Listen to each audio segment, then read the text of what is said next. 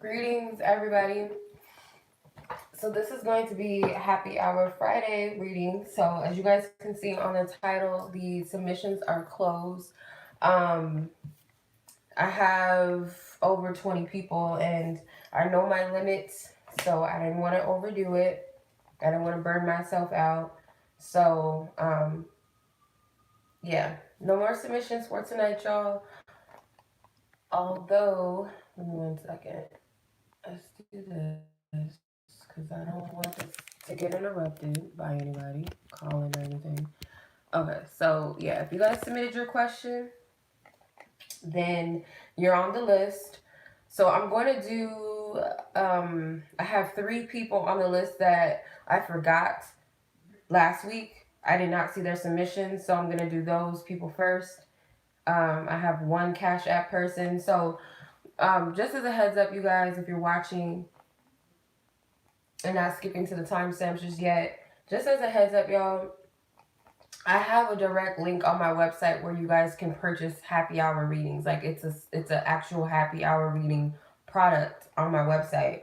So anybody that's still paying through Cash App and PayPal, like direct PayPal, as a reminder, like a heads up, like sometimes I don't see those notifications. Like it's better for you guys to pay directly from my website where I can track it and see it. And plus it helps me, with any um possibility of someone trying to um get a false claim or a refund or whatever and say that it was an unauthorized charge or something on their account. So if I can track it from my website, that's protecting me as well. So yeah, in the future, there's a link directly on my website for that. Okay. No more submissions. I think it says that. No, it does say that in the title, you guys. So yeah. No no more submissions for tonight, you guys. I reached my limit, so I don't want to overdo my do it too much, overdo it. Alright. So let me cleanse this. I got this like a couple weeks ago and I've never used it. It's Desert Sage, I think it's called. Desert Sage. I've never used it. So I'm gonna cleanse this energy up in here. I'm about to run out of fluid. No, my Taurus lighter is out. No. I have another lighter, but no. Okay. It smells kind of good. Kind of smells like lemongrass, just a little bit. Okay. So, all right. Okay. So we're gonna start the live. I think everything is good. You guys don't be distracted by, you know, hear your message. You guys might find a message in somebody else's reading. Sometimes that happens. So send people love and keep it moving, you guys, because sometimes it's like distraction. Sometimes in the chat, you guys, some people like to feed off of people's energy in the chat, so be mindful of that. I'm just giving you guys a heads up. All right, first person, this was from last week. This is Shamika's question, and we are at 3:52.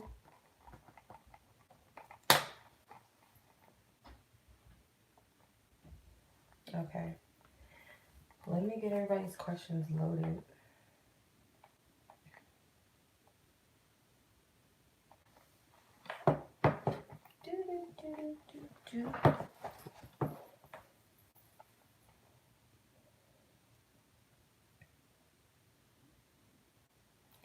Okay, maybe I need to disconnect from the Wi-Fi and then disconnect back on because it's tripping.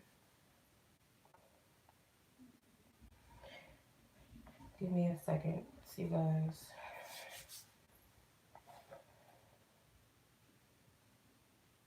Mercury retrograde work in my favor. No bullshit, Mercury retrograde. We don't need it.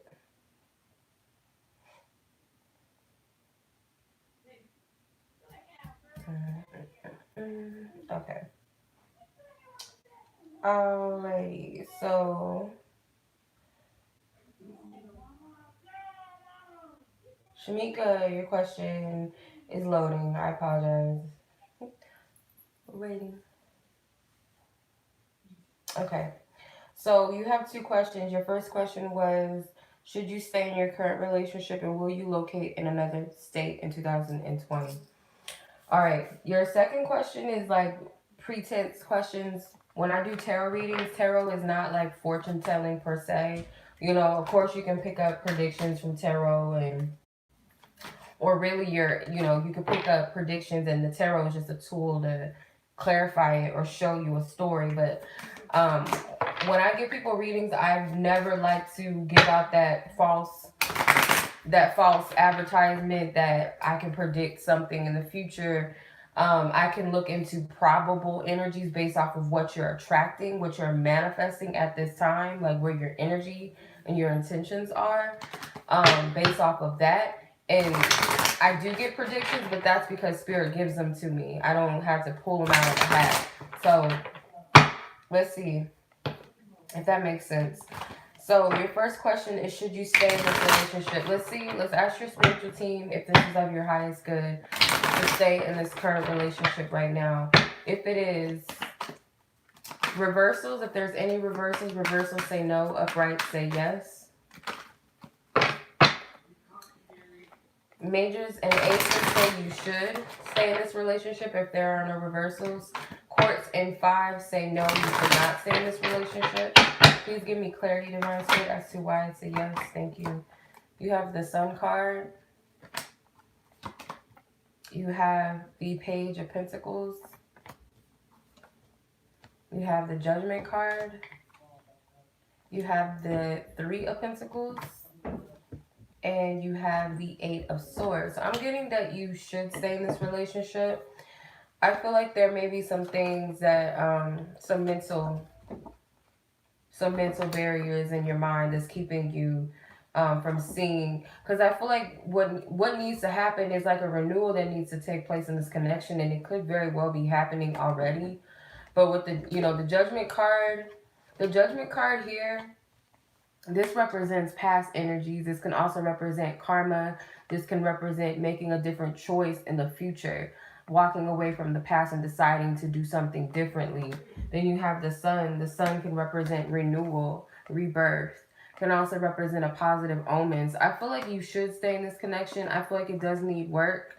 You and your partner might need to work together on this, and I feel like you might need to be the initiator of that, because there's a woman with this book open. So there may be some things that there's like you guys have something that you need to learn at this time from one another, I feel, because the Page of Pentacles is also, it's like this student energy. It's taking this pentacle and doing something with it, learning and studying this pentacle.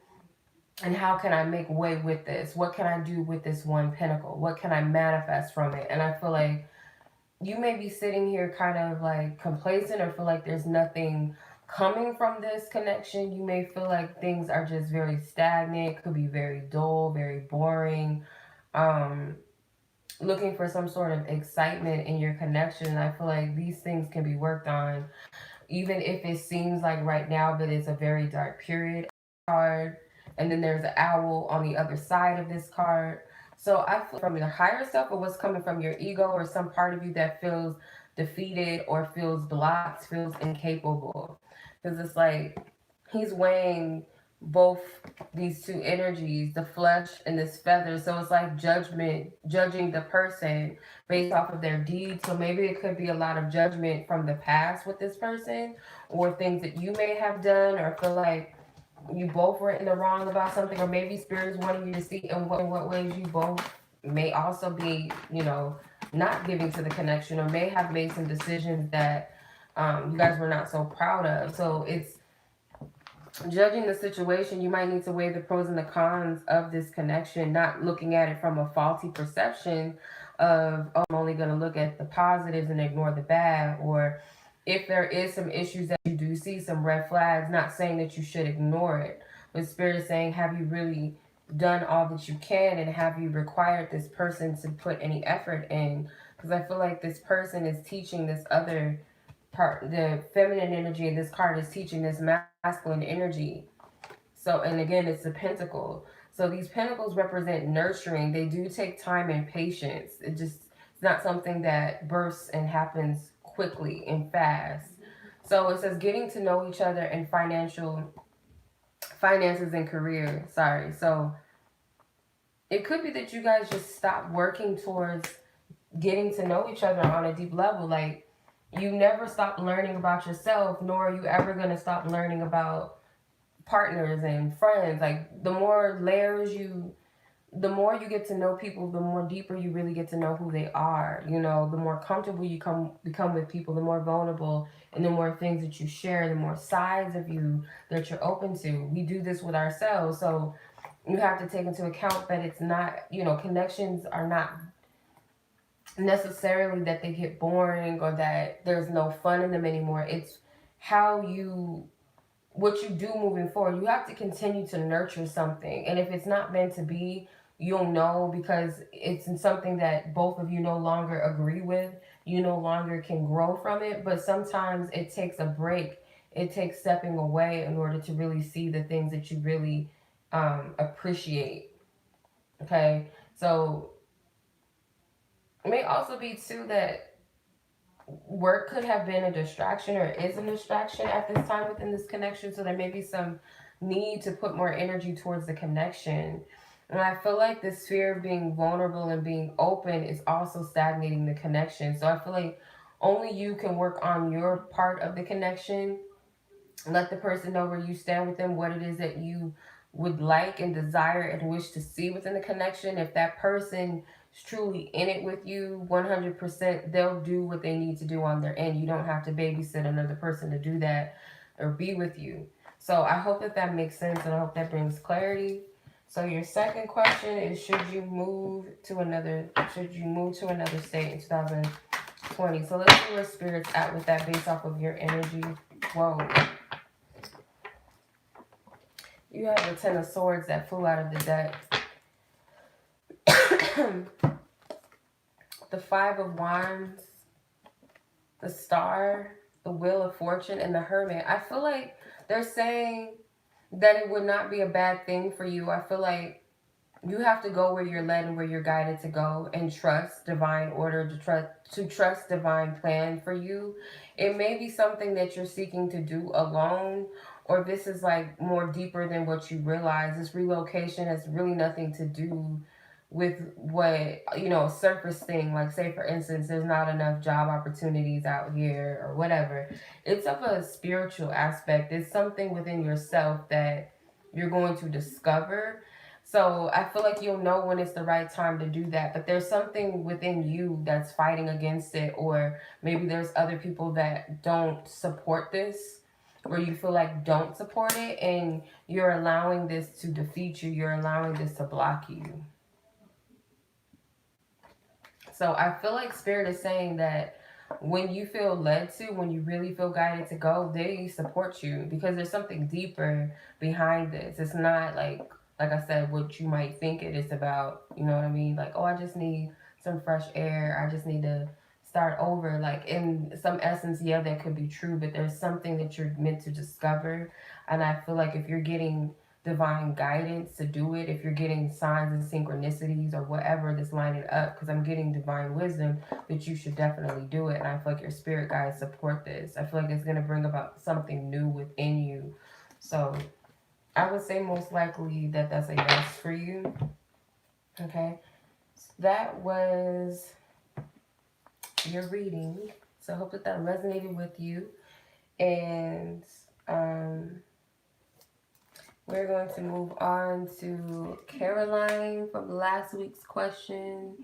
Okay, let's see. Your question was about a specific person. What does this person feel about you, or what do they intend for you? So let's see.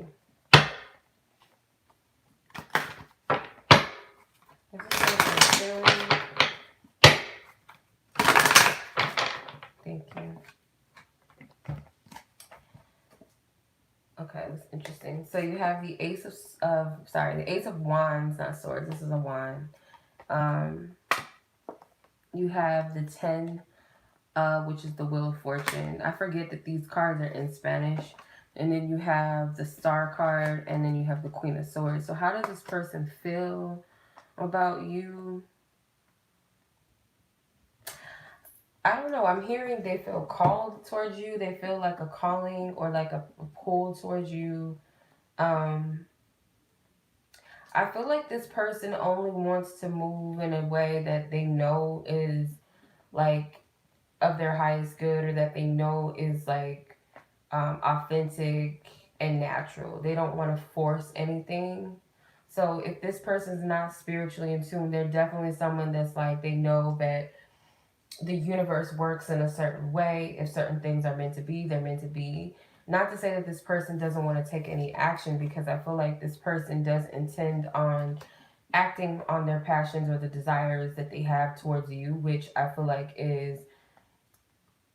this person is willing to go through different cycles and changes with you. They may be willing to go through processes that are not always easy, because the Wheel of Fortune is like, you win some, you lose some. Sometimes you're up, sometimes you're down. You might suffer from some misfortune at times, and then there's times and seasons where there is fortune, or it's how you perceive these things.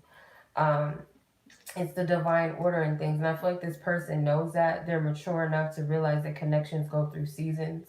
So I feel like this person also sees you in a very high regard as the Star and the Queen of Swords. They have a level of respect for you.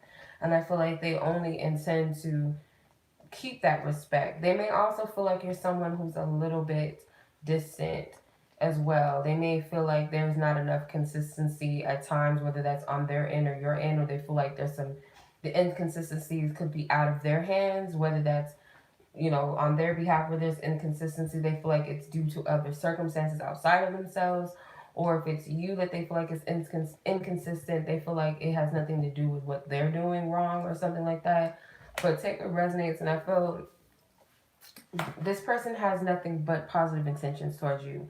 So, I mean, expect this situation. Like, this is definitely something that you're going to have to trust your higher self and your spiritual team on, because it is going to go through different cycles. And sometimes it can be a bit frustrating, because the Wheel of Fortune can represent someone who's very unpredictable. So, that's what I'm getting from that. I'm going to pull a Romance Angel just to make sure I didn't, miss anything. As far as this person's feelings or their intentions towards Caroline. Thank you. What we got? We have healing family issues. So they may know that there's a need for some healing. They may feel like they have gone through some things. So you guys may not be like totally hitting it off right now with separation. If you're feeling a little bit of a disconnect from this person, it's more than likely this person is working through some other things, and maybe you are. But the Wheel of Fortune and the Star being there, that there's divine intervention in this. I want to use my fortune cards, you guys. I will do a giveaway with these soon. They're very simple. They're only a 21 card deck that I was sleeping on for quite a bit, and I was like, I'm just gonna just print these bad boys out. So let's see. In the near future, what is this energy? Healing. Yeah, the word healing keeps coming out for a reason. It says growth, lessons, and release. So I feel like Spirit is saying that you guys are going through this process right now for a reason, and what it's bringing is growth and lessons, and you might need to surrender to this right now. But this person understands in some level. They understand why things are where they're at. They feel like it's kind of like it's out of my control. It's out of my hands. They're not forcing anything. Okay. All right. So these are pre-submitted questions that people pay for. So these aren't free readings, you guys. I'm not doing that at this time. Happy Hour Friday readings are not free reading submissions, you guys. They're half price readings that I do. So if you guys would like to submit next week, I open the submissions up every Thursday and leave them open sometime throughout Friday evening usually. But yeah, sometimes I do random free reads and stuff. I usually let you guys know. I post about it before I go live and stuff like that. So yeah. All right, next person is Bree. 2026. All right. Right? Yeah. Okay, so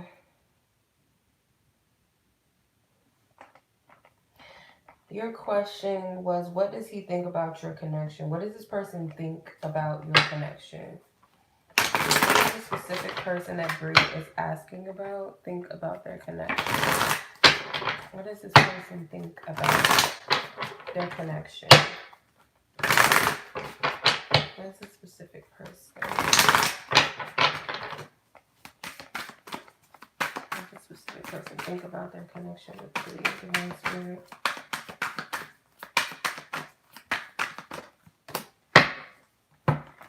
Okay. All right, you got the Knight of Pentacles. You have the 8 of Wands and the 4 of Pentacles that wanted to come out. So let's see, how does this person, what do they think about your connection? Or how do they feel or think? What do they think? I get like this holding back energy. So someone, it's like, okay, if it's not you, I feel like because the Knight of Pentacles is a masculine energy, they may perceive that they want to move things in a pace, in a way that they feel with the 8 of Wands that either they're being pushed out of their comfort zone to move forward too quickly, it seems like, because the 8 of Wands is a fast moving energy and it's separating this Knight of Pentacles and this 4 of Pentacles. The 4 of Pentacles is like holding on to things, harboring, like hoarding things, but I also see like protective energies and just being a little bit defensive. And I feel like they're defensive as far as their pace and what they're willing to give. They don't want to feel forced into giving something or rushed into giving something or rushed into doing something. So I get that. Let me clarify this. 8 of Wands. I should clarify all 3 divine spirits. Thank you. What this person thinks about their connection with Bree. The 8 of Cups. The 9 of Cups. And the Chariot card.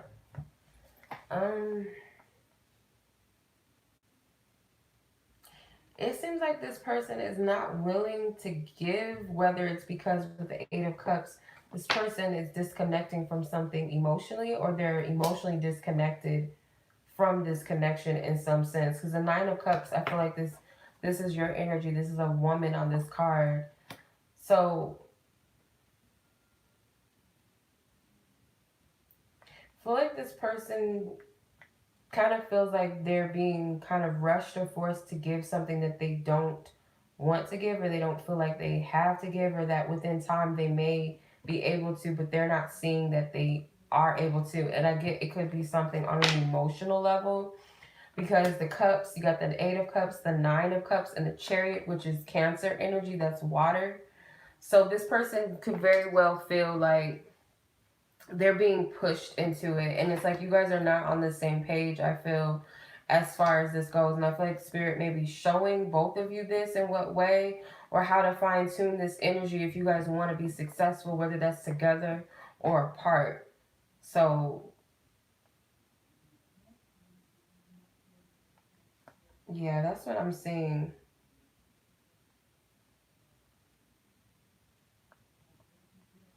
Because this could be teaching you like certain things that you may be seeking from this person. You already have it within yourself to give it. Because this person right here in the 4 of Pentacles, he's holding back. And I feel like this connects to this Knight of Pentacles. This person's holding on to the Pentacles. They're not sharing. They're not giving this energy back. These people are cleansing their Pentacles. They may even be giving the Pentacles to the water. Like giving their wishes and their, trusting and surrendering. And I feel like this person doesn't have that in them with the 8 of Cups. This is an emotionally disconnected, disconnecting from something emotionally type of card. The 9 of Cups is a full fulfillment emotional card. This jolly energy. being content within the self. So this could be that this is what Spirit's trying to show you, that like what you're asking for, what you're desiring within a connection, this person may be repelling, because it's not necessarily that this person doesn't want to give it to you. Maybe they don't have it to give, or maybe it's to show you that you can find that within yourself. Or is there something that you're really getting what you deserve out of? I feel like there's something about putting this energy into perspective. I hope that makes sense. All right. So let's move on. Okay, so Anaya, you submitted one question. So you paid for one question, you get the second question free. So any of you guys from this week that paid for a question, you guys get the second one free. I'm sure you guys all know that. Hopefully everybody got that memo. So let's see. Anaya 2606. That's a dope number, 2606. What about you made this person so sexually attracted to you? What about you? You're lucky I have my little freaky deaky cards out. What about you made this specific person so sexually attracted to you? Let's see, what was it about her that made this specific person in question so sexually attracted to her? What was it about her? What was it about her? What was it about her? Okay. You have the Queen of Fire, which is the Queen of Wands. You have the Three of Swords, Five of Cups, and the Queen of Cups. So you have different layers to you, I feel like, is what draws this person in. You have a side to you that you come across as like bold and freaky and kinky, but then you have this modesty about you. So this could be the freak in the this freak in the bed, but a woman in the streets type of thing. But I get like they might get glimpses, like say you make comments, but they also may know that you're someone who's selective with your body, that you don't just give to everyone. You may have made a decision not to give your flower away to just anybody based off of past circumstances, and I feel like they commend you for that. Like they respect you for this stance that you made, whether they know this or not, or they see you maybe turning down other people, or they see you as someone who's not as easy. They see you as someone who only gives certain sexual favors away to those that truly deserve it, or someone that you're in love with because you have a lot of water energy. The Five of Cups, the Queen of Cups, and the Three of Swords can represent heartache. So they see you as someone who only gives your heart and gives your body, because you see your body as an extension of, like, as precious as your heart is. That's how I'm seeing this. They also may like that you have a side to you that could be very vocal and assertive, but it's also like this damsel types of energy, like this come save me, Prince Charming type of energy. I don't know why I'm getting that per se, but that's what I'm picking up. You do have a nice body. I feel like this person likes your legs, because you may like wear nice things that accentuate your legs. There's a lot of hands too, so they may like your hands. They may like the way you do your nails or something, or they like the way that you touch them, or they like the way that you use your hands. Not in a sexual way. I feel like it's in an expressive way. So you might talk with your hands. You may touch things in a like very feminine type of way or sensual type of way. But I'm getting different energies from this, because you got two sides to you. You got fire and water to you, and they like that, I feel. But this Queen of Wands is kind of like, I feel like she's submitting to her pleasures. So they might see you as someone who's has a healthy self-esteem, or a healthy touch with yourself and who you are and what you want to do and things like that. So, all right. Your second question, let's see. Your second question was, what have you got to look forward to in your future that would make you happy and optimistic about currently? What do you have to look forward to? Let's see. What do you have to look forward to? Divine Spirit. What do you see coming her way inevitably? this card wanted to come out. Got the Two of Cups. So, dos de copas. I keep forgetting, like, I gotta remind myself that these cards are in Spanish. Like, I know a little bit of Spanish. It was not like, okay, what the hell is this? But it's just like, yeah. You got a lot of cards that want to come out. Okay, so you got the Queen of Wands again. Okay. So you could be a fire sign and you just have a lot of, like, charismatic energy, a lot of creative energy, very fertile, very attractive person. I feel like you're going to come out of a period of healing because you may have been, like, down for quite some time just to heal, just to go within yourself. Could have been a time where you were trying to regain your spiritual strength at some point. Because you might have lost that hope for yourself at some point, or just felt, if it's not due to connections with others, because the Two of Cups did come out first, then it could also be like getting that relationship back with yourself, because you may have felt like you lost a part of you, because the Two of Cups, the Queen of Wands is followed by the Two of Cups and then into the Four of Swords. So I feel like this is getting back to you and finding your strength and your power again, but in a new way, because we can never go back to who we used to be. Then you have the Magician card.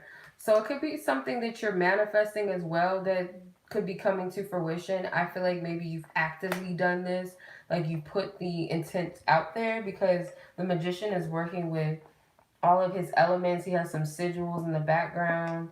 He's doing a ritualistic type of dance. So this is actively putting in work to manifest something. So it could be anything specific. I feel like you would know what that is. The Ace of Cups can represent love and healing that's coming in.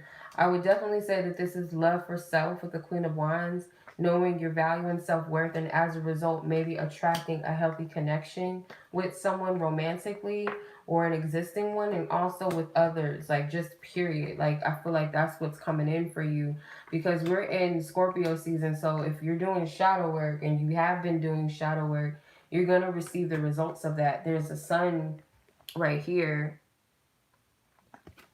There's a sun right here. I can't really read. I can see the chats popping up, but I can't read them, you guys, because it's distracting. I don't know if there's anybody in the chat that can help. Like, because I'm not taking any more submissions, you guys. I closed the submission as soon as I started the live. So if you guys submitted anything past that, you guys are going to have to save that question for next week. Because I put that clear as day in the chat on the title that I was done. Because I'm over my time limit. So sorry about that, Anya. So no, what I'm seeing for you is that you're gonna see a positive shift. Because I feel like you might have had like a little bit of a rough patch recently. And I feel like this is shifting. Because this represents seasons, this represents divine order, fate, karmic, destiny, things like that. So I feel like you're going to have some positive shifts in your life. And I feel like it's because you've actively manifested these things as well. Things that are in alignment with you are manifesting. So I would say it's most likely a connection to, or connections with others that really serve your highest good, because you have a sun and moon in the Ace of Cups and in the Wheel of Fortune, and then the Two of Cups is that duality.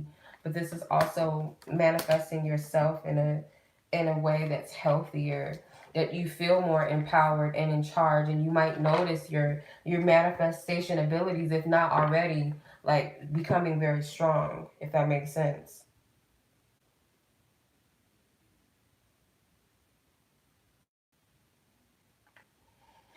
Okay. I haven't gotten through the whole list yet. So if you guys paid for a happy hour question through my website, a $5 question, it'll be answered here. I'll leave the timestamps up after the live. Okay. So if you guys submitted a happy hour question past 7 p.m., that's not going to be on this list, because I already put that I shut the chat down. So you guys will have to save that question until next week. Anyone that comes in the chat, If you guys could be so kind to let them know that these are not free questions, I greatly appreciate it. Thank you. All right, let's move on to Miss Alejandra. 3629. Right? I can't see. My eyesight is not good. 3534 actually. Yeah, bad eyesight. Okay, so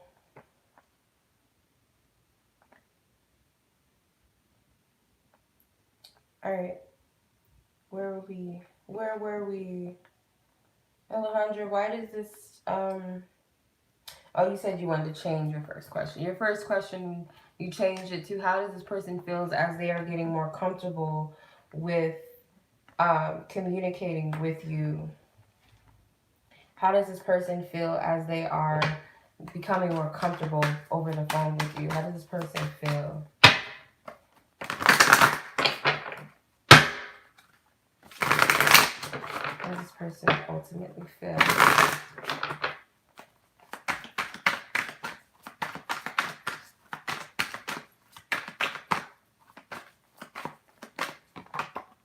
The Ten of Cups.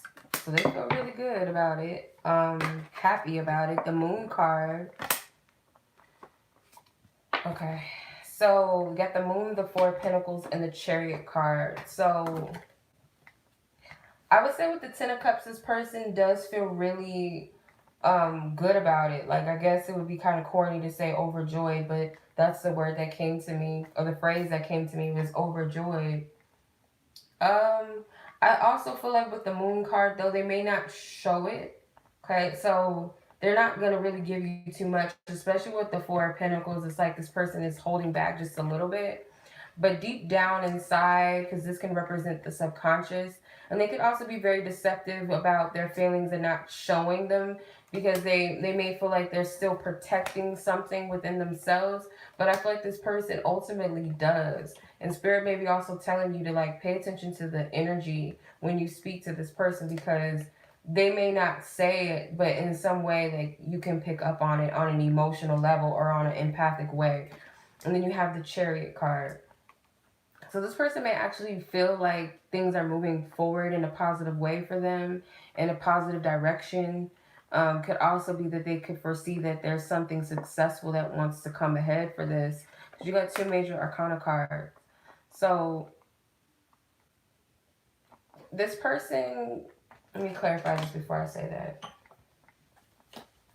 Let's see, clarify the Moon and the Chariot as it pertains to this other person in question that Alejandra's asking about. Thank you. The Lovers. Yeah, so this person may be ready to communicate their feelings. They're just kind of working their way up to it in some way. Because the Lovers card is a choice. It's a choice. Whether you choose your heart, whether you choose your ego, whether you choose comfortability, or whether you decide to go out of your comfort zone, whether you choose your soul, whether you choose the mundane shit. But also it can represent divine counsel within yourself, consulting divine spirit on all levels of your being, whether that's your spiritual self, your lower self. This is consulting with the higher power. So can also represent temptation as well. But I'm getting with this card because it's a Gemini card, and Gemini's ruling planet is Mercury. Mercury represents communication, and we are currently officially in punk ass Mercury retrograde, which can work well for people that may not be as comfortable with communication. In Mercury retrograde, it may actually push that out of some people. So it could be that this person is slowly coming to a place where they feel like they can express themselves more openly to you in an authentic way. Like they actually may make the decision to do this. They may be guided to, actually, because you have a lot of major arcana cards. So that's what I'm getting. All right. Your second question was, what is this person's current feelings for you? What do they currently feel? What is their current feeling about you? I want to use one of my cards. Hold on, let me see. What is this person's current feelings towards Alejandra, this person in question? What is this person's current feelings? Thank you. Fated. Divinely orchestrated and timely. So this person may feel like you guys are meant to be together, or that things pertaining to this connection have to happen in a divine way. I'm not taking all these cards. Which ones do you want to highlight, Divine Spirit? Which ones? Thank you. The Ace of Wands and the Nine of Pentacles. So yeah, this person feels a lot of passion towards you. They do feel like their passion is safe. It's something that will be a stable, like the passion could lead to, or whatever they're creating. They want something stable with you. This person does see you as a person that's already, it's like they see you as someone who doesn't really need them, but at the same time, they know that you're open to them. So it's a healthy perception of how they're seeing you. And they know that it's only a matter of time before things take place on a deeper level. Like they're anxious about something, it seems like, but they're stable at the same time. And then you have the Emperor's card, the Nine of Wands, and the Ten of Pentacles. So yeah, it's like they're a little bit on the defense, but not enough to back down, because they still want to create something with you. They see you as the Emperor, so they have a major focus on you. So even if they were to talk to somebody else, or are talking to someone else or other people, they're looking at you in this respect as being, I would say, the main focus for them. And the Ten of Pentacles could also be that this person wants more with you than what they're letting on, or they want more with you than maybe what they thought they could have before. So that's what we're getting. That. Okay, who is up next? Okay, Anna, 4211. Okay, Anna, your question was, what message does Spirit have for you? What message does Spirit have for you? I'm going to use the Isis Oracle. I was guided to take her out. You got 3 cards. You have Pyramid of Light, step your vibration deeper into love. Divine Sunchild, blessings of the Sun Falcon. And Serpent of Fire, the Priestess of the Serpent Sisterhood. Okay. So what does Spirit have for you? Like, what is it that they want you to know? Whatever you are doing, whether it's you're manifesting, whether it's through your anger, step into love. So I feel like okay, if this makes sense, because this is just coming to me. So I watched like certain people on Instagram. Usually I resonate more with people on Instagram than I do with on YouTube. Like people that just post, just raw, like quick uploads real quick, whatever's going on. And I was watching one last night, and it resonated with me. She had said something, I can't remember, I don't know how to pronounce her name actually. I think it's Hadai Baral. I can't pronounce her name. She does like hula hoop, sensual hula hoop dancing. She's really dope. She's a professional, like celebrity wig stylist and hairstylist and stuff, but she's also very very in tune. So I like listening to her posts and watching her posts and stuff. So she had said something about pain, like to step fully into your pain, because joy and pain are one and the same. Like you'll never really figure out the root of the issue until you go deeper and further into that pain to figure out where it stems from in order to heal it, and do so with love. So anything that you, like any energy, is like, how can I view this from a place of love? And this is not easy to do. I myself have not even mastered this, but this is your reading. This is what Spirit wants you to know, that you're being guided to step further into love with any vibration that comes your way. And that doesn't mean to be docile and weak in a sense that you're being pushed over, but it's saying, how can I acknowledge this anger with love like I see it? And yeah, I don't like it, but what can I do to have compassion for it and really figure out where it's coming from or why this person is triggering me. Like, what can I do? And I feel like that's what this is speaking of. The book always goes further into the cards, but I'm just going off of my intuition with it. Then you have the divine sun child, blessings from the sun falcon. So when I think of the sun, I think of divine, um, the divine seeds, the blessings that come from it, this solar energy, this confidence to receive.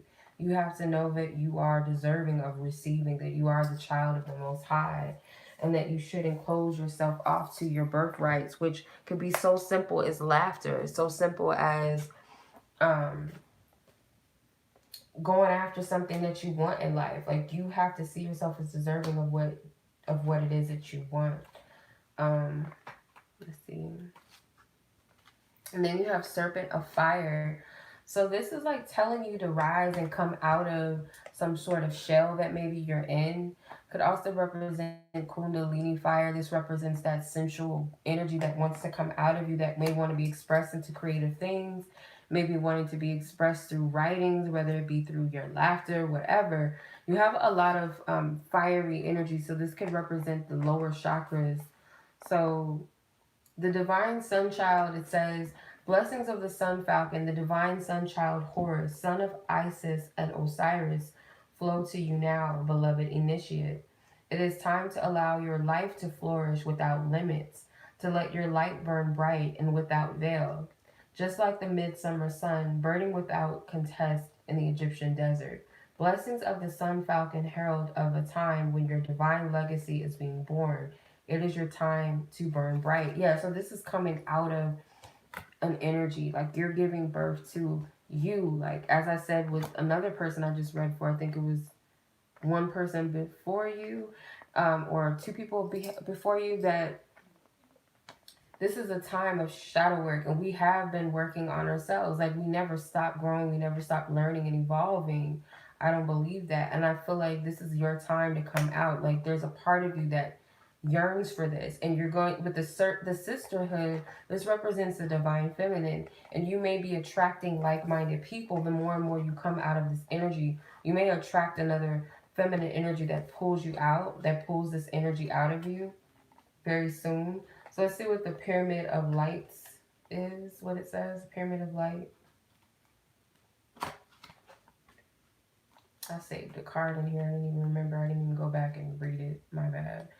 Like, I need to go back and read this card for myself. It says, step your vibration deeper into love. And also the card represents psychic protection. So do protect yourself as well, because just like we need to send out love to others, even those that curse us and spite us and things like that, whatever the case may be. And it's not a weak act, but it's like, you know what? I have compassion for you, and at the same time, you're serving me. Even through your bullshit, you're serving me, even as you're treating me badly, because you're going to trigger something in me that I need to heal anyway, to make me a better person, to make me grow. So thank you. But still protect your energy, and it's like a protective eye. I would say, like, maybe an evil eye totem, if you don't already have one, to carry it with you, or wear a necklace or bracelet. But it says, as a being growing into a significant light, darker energies can become more attracted to you. So you're like, you're leveling up, and this is why Spirit is saying, like, it's time to reclaim your birthright and your power. And I don't think I read this card yet. Yeah, I didn't get to this card, but yeah, you're coming into this powerful energy. So you're gonna attract, like they say, new levels, new devils. That's a true statement. And whether that's within ourselves, the more we purge and heal, the more we're pulling out more stuff out of ourselves that need to go.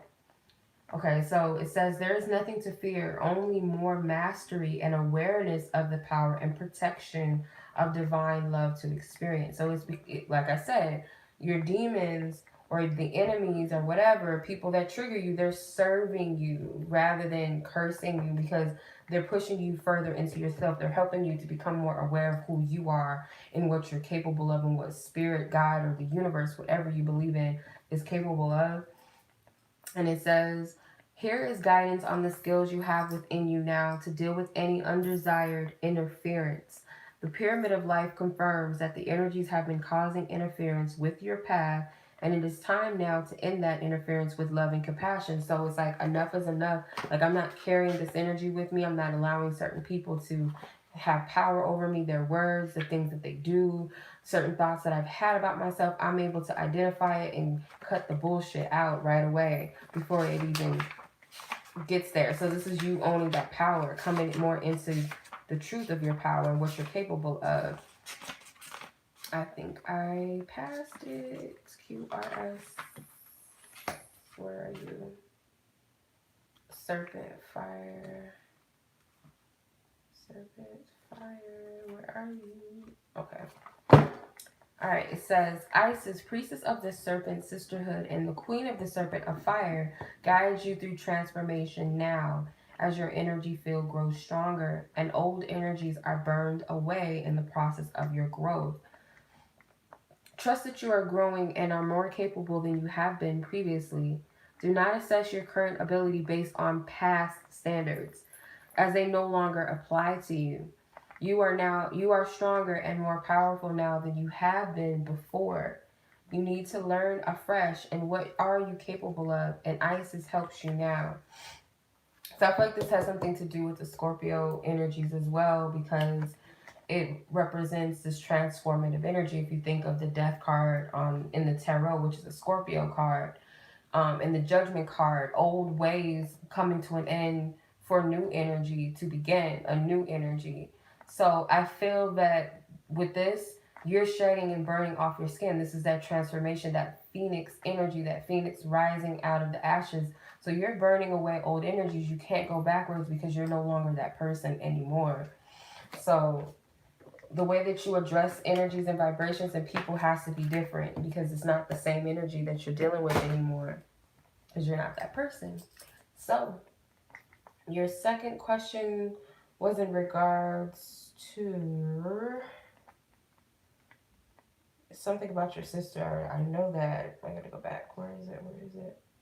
It was where the spirit... No, that's not you. Sorry.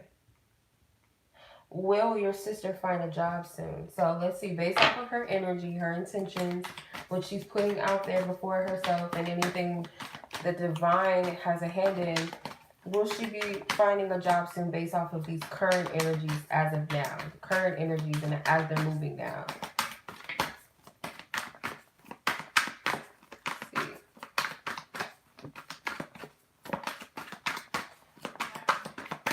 Okay.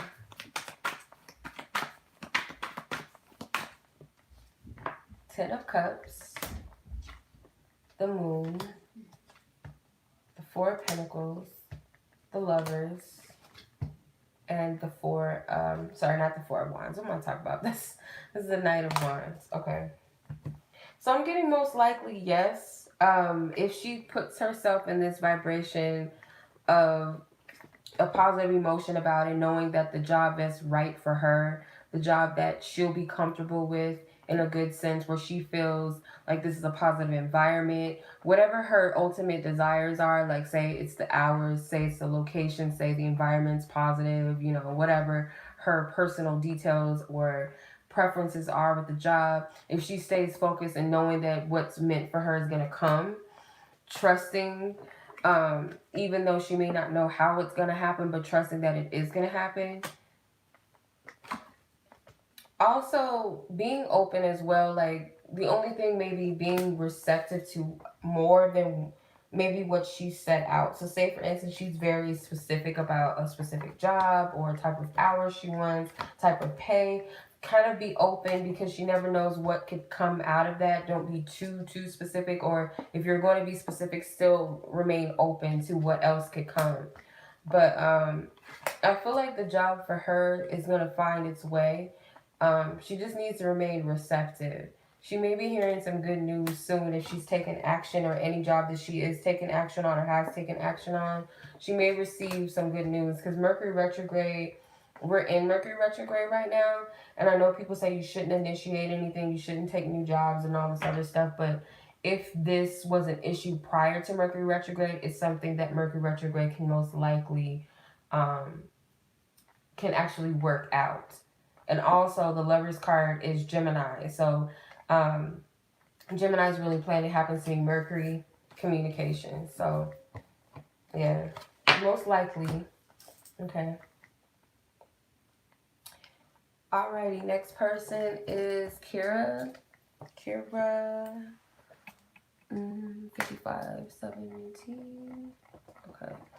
Alright, Kierra, your question is, what does Spirit see within that process?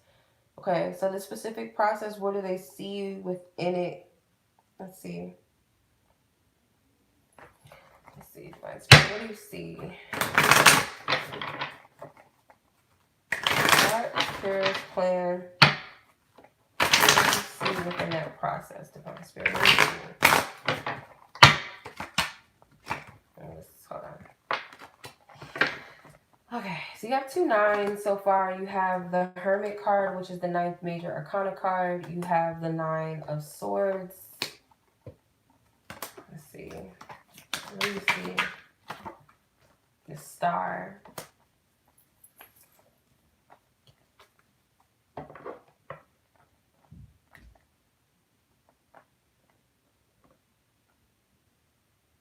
Okay. I feel like it could be slightly, it could be some nights that you don't sleep, whether you're worrying too much about this, you're putting a lot of stress on your plate due to this, or other things going on in your life. It may actually be that it dedicates so much of your time that you don't have enough time to sleep. Because I see the Hermit card can represent like your academics, your work. So it's very possible that it could take away from that a little bit if it's not balanced. With the Star card, I feel like it could go well for you, but you got to find balance within this. Like, don't put too much of your energy into it to the point where you're burnt out or you're stressed out. Or Spirit could be telling you, be prepared that in some sense, it could take a lot out of you mentally. It could take a lot out of you mentally, or that you're prone to carry too much of this energy in your mental to where you don't have a sense of peace of mind. So you can, I feel like, can control this mentally, because the 9 of Swords is us giving into that dark thinking pattern or giving into fears and overthinking. So as the 9, these 2 9s, the 9 of Swords and the Hermit, I feel like these resonate with each other. So make sure that you're balancing these energies out and you're not giving too much of your energy away to where you can't focus on school, like actually focusing on school. And another thing too is that you can master your thoughts, your thoughts as the Hermit. You can actually master that. So there's also a lot of wisdom that you'll learn too, and I feel more so about yourself in this process. You're gonna learn a lot about yourself. Could be a lot of therapeutic energy that comes out of this because it might push you out of your insecurities. Like, maybe it's a lot of things triggering you, like self-doubt, insecurities, and how am I going to do this, and am I good enough, and it may trigger a lot of that stuff out of you, and I feel like it's meant to help you heal. So this actually could be a good thing for you, but again, remember, keep balance. Okay, so that's what I'm seeing out of that.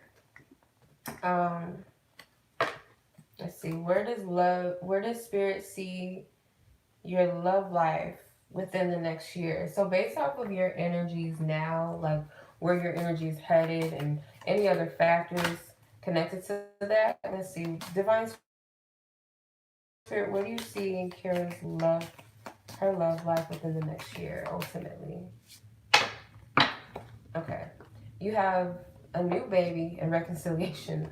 So the new baby comes out, like, I pulled this card quite a bit. A bundle of joy, children and family, reconciliation, renewal, return of lovers.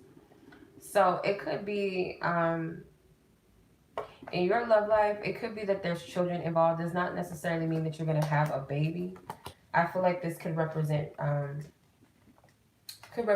your family, like more so a family energy coming together, maybe even a stable connection with someone. Clarify this card.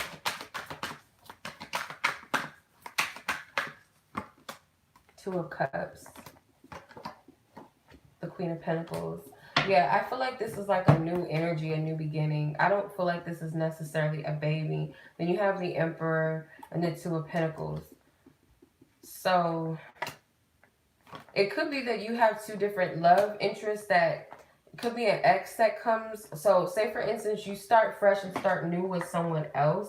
Maybe there is a baby or something about family involved. Say someone you know, like an ex has a baby, or you were close to each other's family, or this new person has a baby, or that you'll be very close with this person's family. But I see potentially like two options of love because there is an Emperor here. So I see the Emperor is like the ultimate one. Like, if not that this is a life partner, this is someone that is stable. This is someone that knows what they want in life and knows what they want in a relationship. This is someone that's not going to bullshit you. This is a mature person.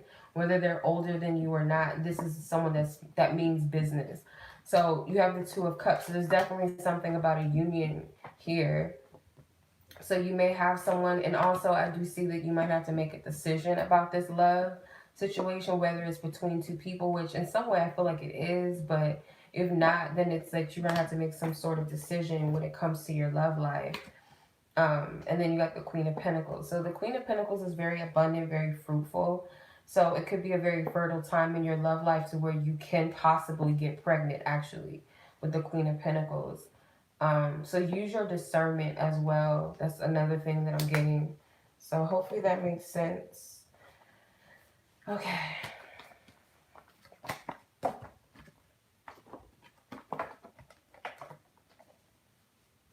Alright, so Zipp. Zipporah, you're up next. 6148. Alright. Zipporah, your questions. Here's some water.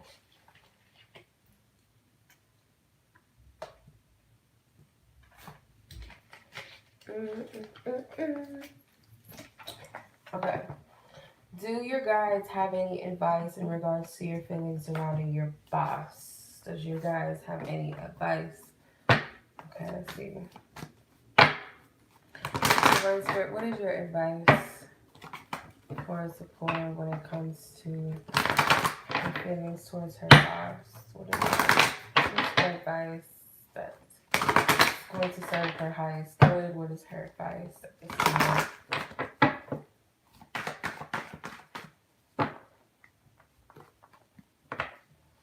Okay, make the effort and you deserve love. So, I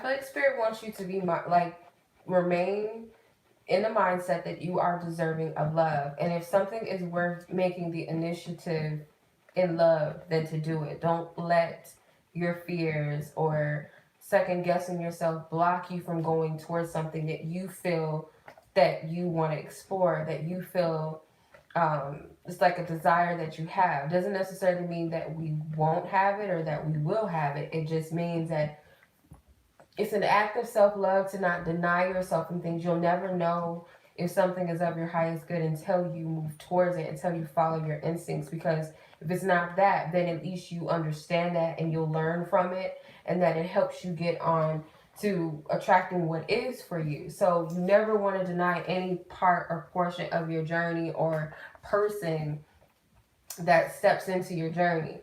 I also feel like this could be too as well, that if you feel like you're shooting your shot and you're getting like these blocks, that could be a sign that you deserve better as well. That's another thing. But I feel like Spirit is saying to extend your energy towards this person, like make some sort of move. Like you don't have to be disrespectful. I feel like there's a way to do it that's not disrespectful.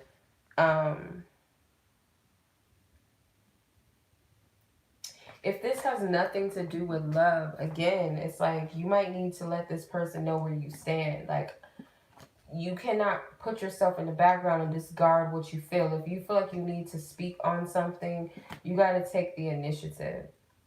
And if you feel like this person is just not getting it, they're not respecting you in some sense, or you feel like you're being taken advantage of or for granted, then Spirit's telling you that you got to reevaluate this. Because something is potentially being blocked, or if you'll know if it's not something that you should act on if it's not reciprocated or there's a lot of just blockages in the way that prevents this from happening. So, say for instance, you continue to shoot your shot at someone and they obviously know that you like them, but they're not making any plans to take act on it. They might, oh, that's cute, or that's sweet. Like, that's kind of like a sign. Like, this person may be trying to be a little nice or whatever, and just not say flat out, I'm not interested, or I can't do that, or whatever the case may be. Like, you kind of have to get the hint that, okay, this person's not interested, let me fall back. If they're interested, they'll take some sort of initiative effort if it's really that. And it doesn't determine your value or self-worth. Some things are just not meant for us specifically. Doesn't mean that we're not good enough, or that why couldn't this person like me, or what's wrong with me. It's just not, that person's not for you and you're not for them. It's simply just what it is, if that's the case. But that's what I'm getting.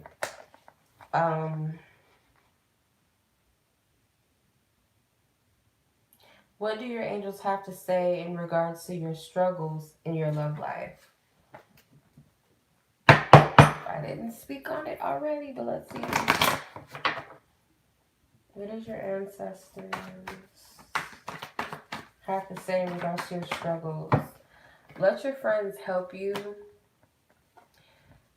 And you just, I knew that was I knew there was, like, we already said it. I knew it.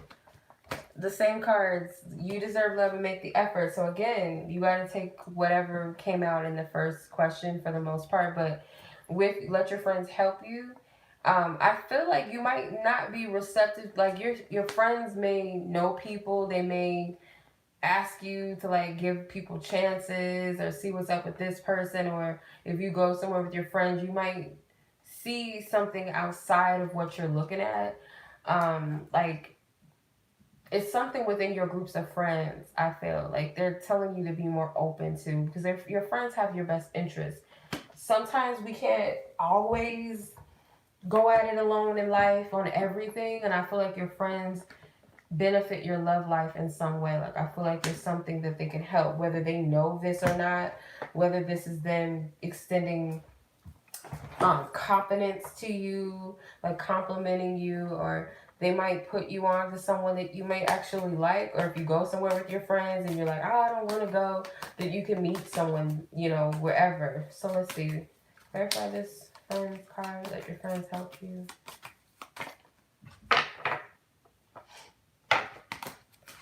Ooh, divine love and unrequited love. So yeah, like, your friends could be the one to, like, help put something into perspective of what divine love is versus what this unrequited energy is. Because I feel like you might have an issue with that a little bit.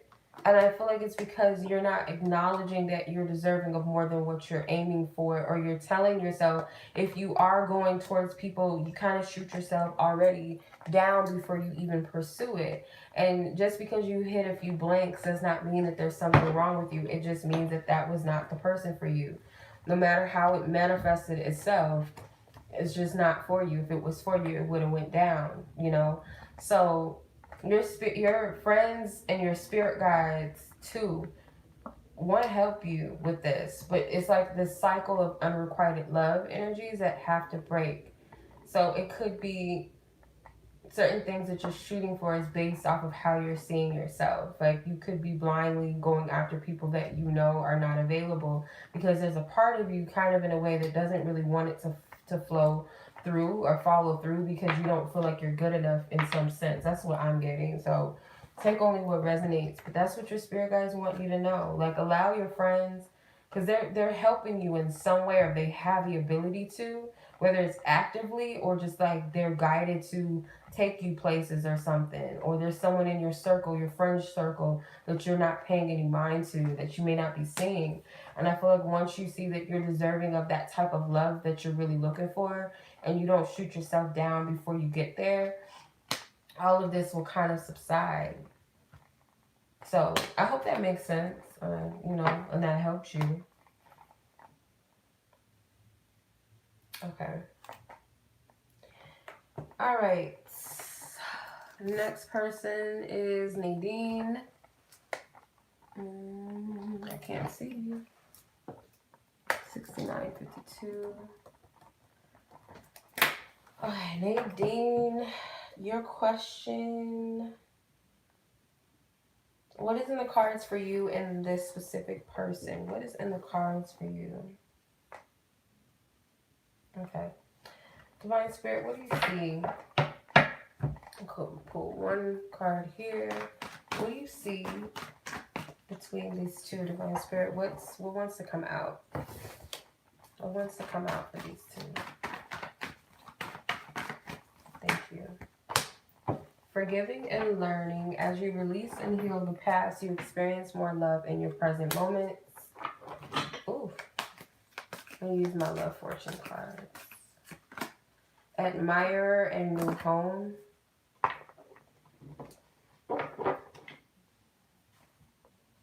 House move, settling in, solidifying.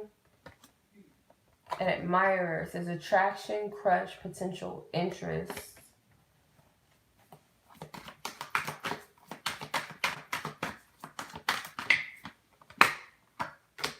Five of Wands, the Queen of Cups, the Ace of Cups, and the Ten of Pentacles. So this could be like once you guys heal past some things. So whether this is that you guys need to forgive one or another or both of each other, like both of you need to forgive each other. You might need to forgive yourselves for past situations and forgive people from your past. If not both of you, then one of you needs to do this. And once you release the past, you open the doors to bringing in new energy, which could be more of a deeper bond. If it's not a new house, this could just be settling in together on a deeper level on some sort of way. I feel like it'll be a renewal of your attraction towards each other. Like you'll really start to have a deeper physical attraction, emotional attraction, like your connection will deepen. The Queen of Cups is here. So this could be that you might need to do this for yourself, heal yourself. This could be love yourself in some sense or in a new and deeper way. Because I feel like the more and more you heal and release, the more you have a newfound love for self and perspective on who you are. So it could be that there's a little bit of some challenges between you and this person. Maybe you guys are just not seeing eye to eye at this time. But I feel with some healing and letting go of the past and not allowing that to dictate your future brings about a fresh new beginning with the Ace of Cups in love. And also that stability with the Ten of Pentacles, that ultimate stability when it comes to love, you know, the spiritual, the emotional, the mental, and the physical stuff. Like, that's going to come together. And it very well could be a home. Like, you guys could buy a new house, rent a new home, whatever, move in together, whatever fits the situation where there's a house involved. Or this could, like I said, represent stability. But yeah, there's definitely a need to heal. And I feel like it's more of a personal thing. Or you might have to take the initiative to heal if this has anything to do with the both of you. Or these are past energies of people that have hurt you. Or, you know, whatever issues that are coming up. Because that needs to heal. Because what it's going to do is it's going to open the door to all this other good stuff. So I hope that makes sense. All right.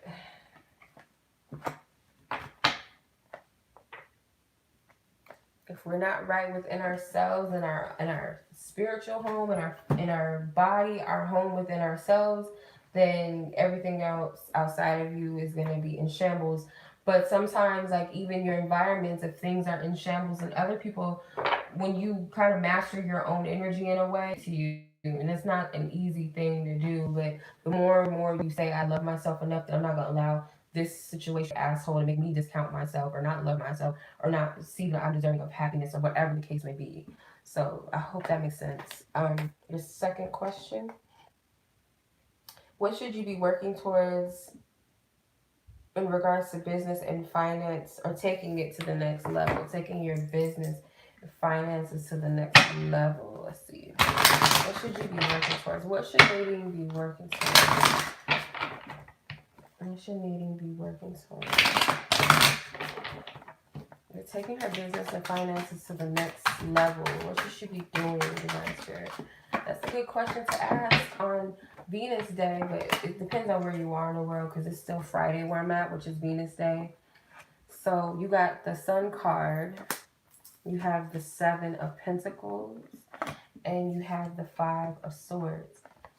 So the Sun card is that there may be a need for some renewal, but you got to have patience with it, because I feel like with the Sun, this represents childlike energy too. So also adding fun and joy and playfulness in this area of your life. Like, don't take it, of course take it seriously, that's not what I'm saying. Of course you want to take it seriously, but you want to add elements of joy into it, because it shows, and that type of energy, it reflects into your work. It reflects the momentum of your energy when you actually enjoy what you're doing, and it's not just because it's an obligation, or even that it should even be an obligation to you if this is a passion.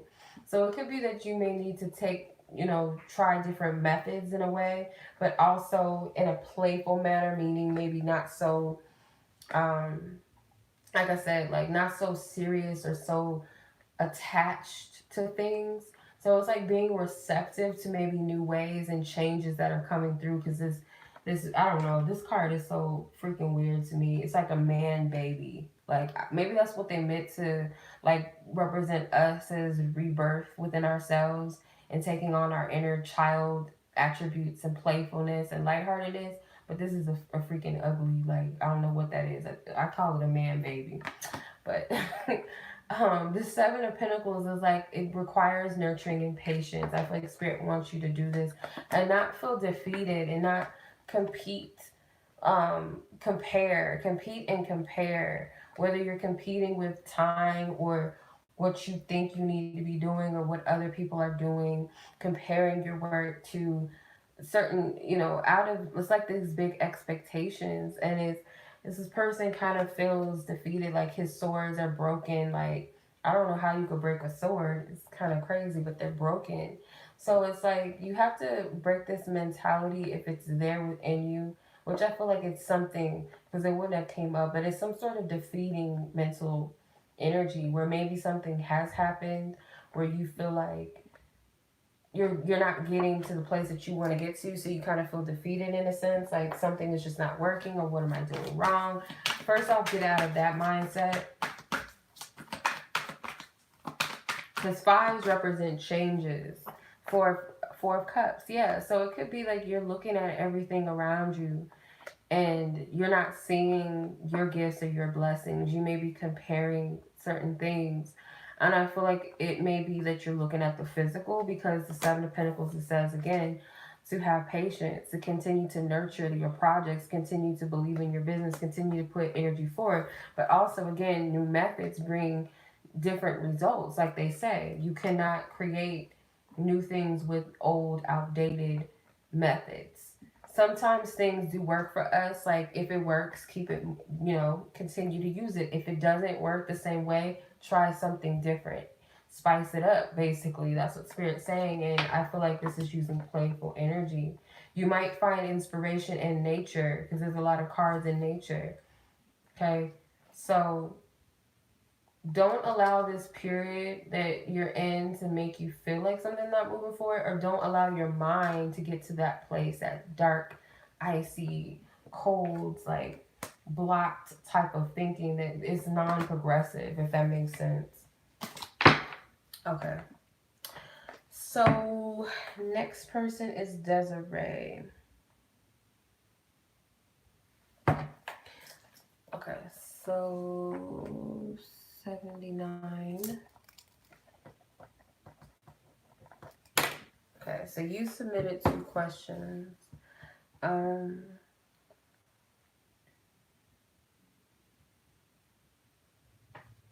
Let me drink some water real quick, because I gotta get myself together.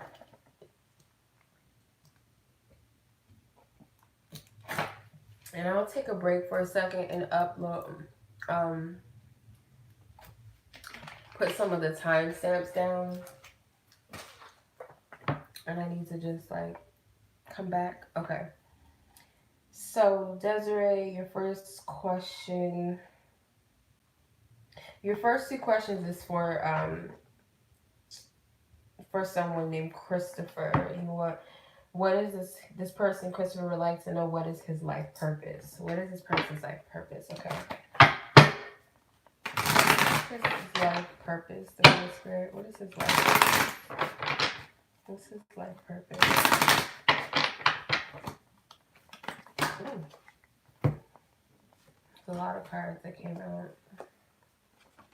I got the Sun card, the Page of Pentacles, the Nine of Pentacles, Seven of Wands, the Queen of Pentacles, and the Nine of Wands. So this person could be very good at motivating people, inspiring people, teaching people. Does not have to be an official teacher. But I'm seeing that they have typically like a playful type of nature, maybe a carefree type of attitude, down to earth, where a lot of people take to them. So they have a lot of earth energy. So if they're not an earth sign, then they're just someone who can nurture a lot of people. They may be good with younger people, groups of younger, not necessarily babies or kids, maybe so, but they might appeal to the youth, like teenagers and things like that. They have this nurturing side to them, I'm seeing. Because there's a lot of feminine energy in these cards. So I also get like they could be someone that would do well with speaking up for others. Does not have to be that they're going to be a judge or that they have to be a social worker. It could be that this person does documentaries or rights and stuff like that. I feel they're meant to inspire the youth somehow.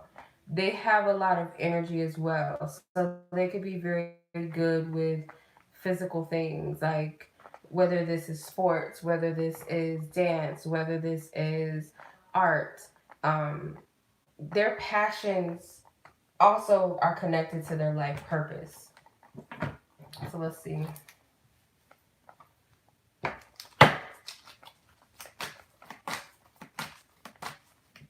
They may also be here to help the environment too. So they have Pillar of Light, descendant of the Star of Isis. So the Pillar of Light, I feel like this person is meant to inspire people through their living, whatever it is that they choose.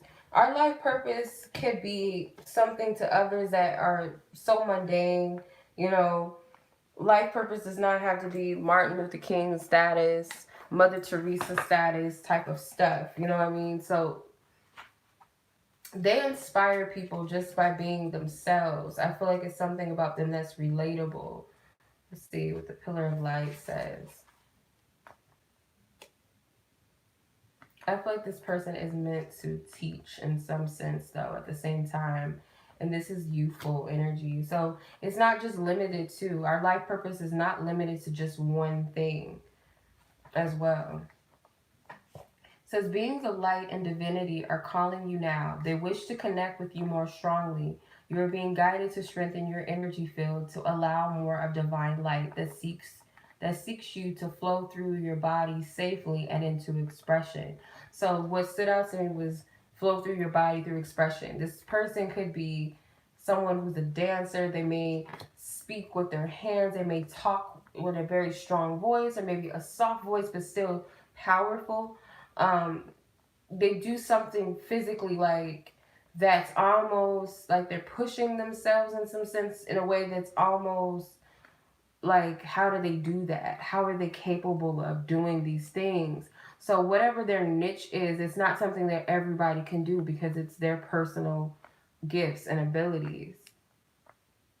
So they might need to be more open, because I get defensiveness with the Seven of Wands and the Nine of Wands. This person could be defensive in some sense, like they don't feel like they're good enough, or that they're capable of something, or they're blocking a gift off somehow. Whether they turn away from a gift, turn away from a path, or something they felt guided to do because they question it or doubt it. Spirit saying to open up, like this is your time. Could also be changing eating habits too with all of these earth energies. They need some sort of renewal. This person needs to free themselves. They need to get out of their own way, because I feel like their natural energy is what attracts people and what inspires people. They have to do things that they truly have a passion for. That's what life purpose is. It's not about you know, Martin Luther King's purpose was something that he had an actual passion for. Nobody told him like, oh, you need to do this or you need to be that. And you know, if you don't walk in your truth of who you are and what it is that you genuinely have a passion for, and some people's life purpose is to cook for people because it brings people joy. It may bring people together. It may make people laugh. Their food could be healing in some sense, like Dr. Sebi. You know, we all have a different purpose. So it doesn't have to be this big, heavy thing or this big assignment, or how we look at it in this heavy sense of almost like it's so big of a pressure on me. Like, it doesn't have to be looked at in that way. Not to say that there won't be some challenges sometimes that comes along the way, whether you have creative blocks, whether you have people that are not always going to agree with what you write, what you say, how you dance, how you sing, how you cook, how you heal others. You know, there's always going to be someone talking, but you have to live out that passion because it's a seed that's in you. It's a part of who you are. So I hope that makes sense. Kind of career should he go for? Give me a second. What in? I have a big bug bite on my ankle. It's tearing me up. Okay. What type of career should this person go for? What type of career should Christopher go for?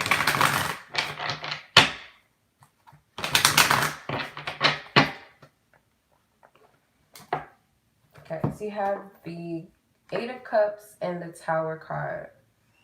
So it's definitely not going to be something that they've done time and time again. It may not be something that they're currently doing because it might require them to step out of their comfort zone, whatever this is. It also may require travel or just leaving something, period, behind.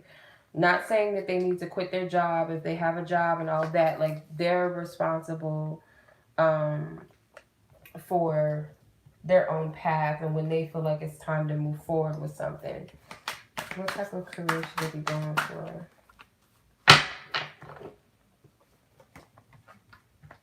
The Justice card. Yeah, some sort of... Now, Justice does represent law. It can also represent caseworkers, that type of thing where you're working for other people. Could be activism.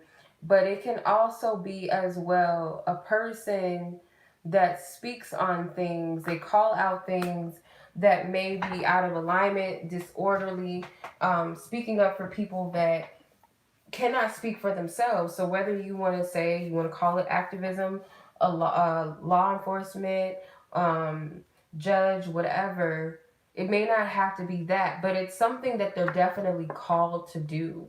And it's not going to be something that everyone is going to say, oh, this is what's best for you. It's what they feel is best for them. It's something they feel convicted and called to, not because someone else told them. This is because something within them and their personal connection with divine spirit called them to it.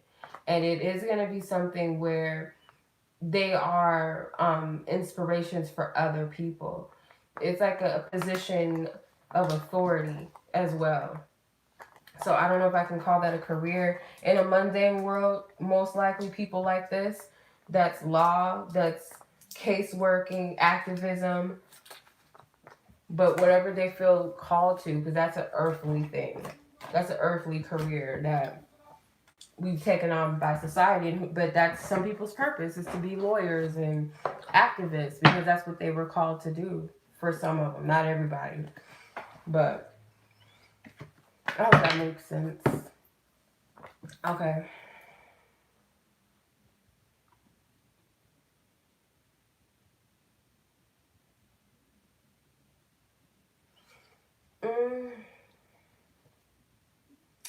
Your last question. Where are we at? Where'd you go? Where'd you go? Your last question is, what are your strengths? What are your strengths? I'm going to pull from the Isis Oracle.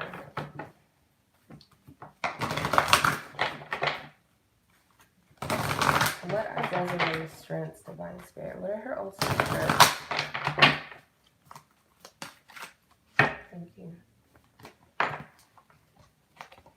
You have abundance of solstice. Hopefully I'm pronouncing that right.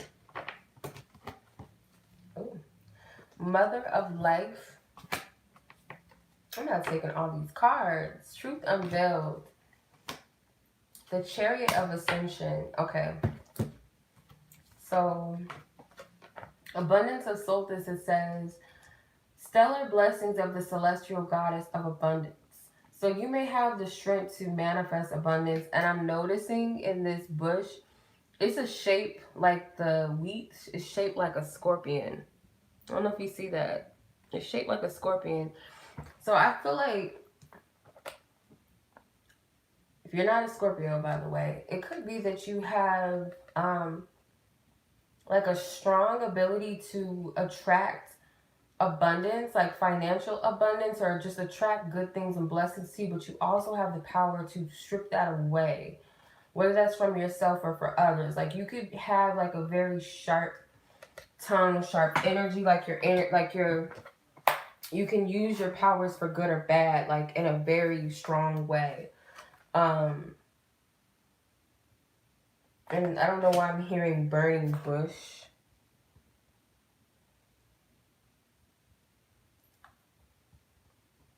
I don't know why I'm hearing that. Burning bush. Then you have the mother of life. You have the key of life with the Ankh. It says nourishment of the golden grain mother. Okay. So you might have a very nurturing spirit, like a very mama-like.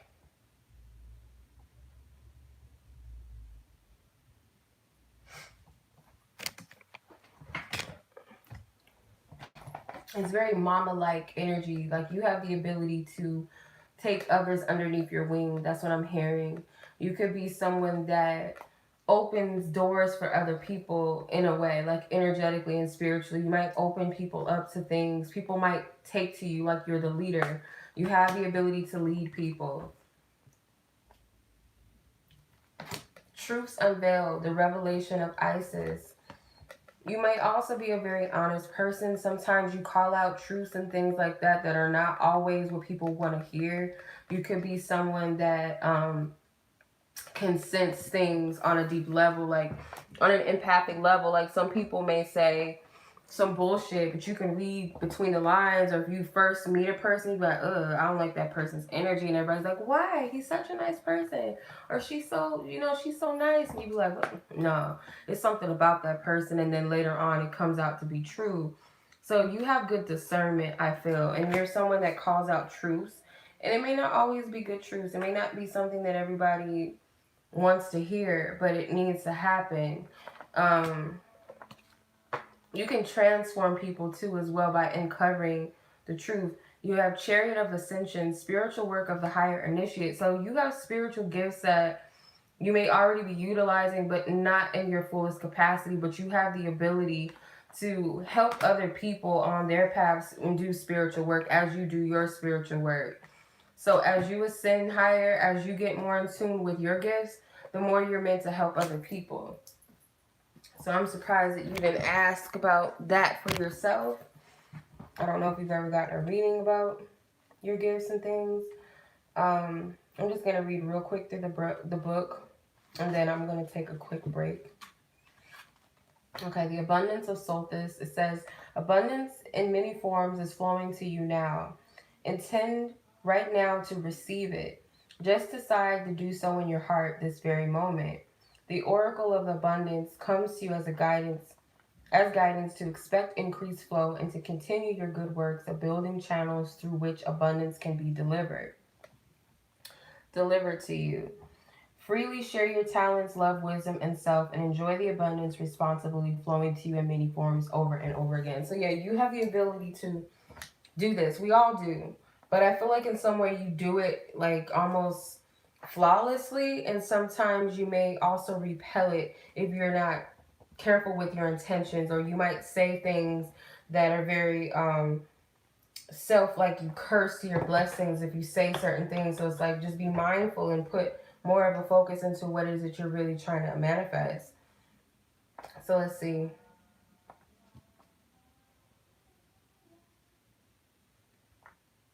I'm on yours right now as we speak, Dezarae, actually. Yours started at 79 minutes.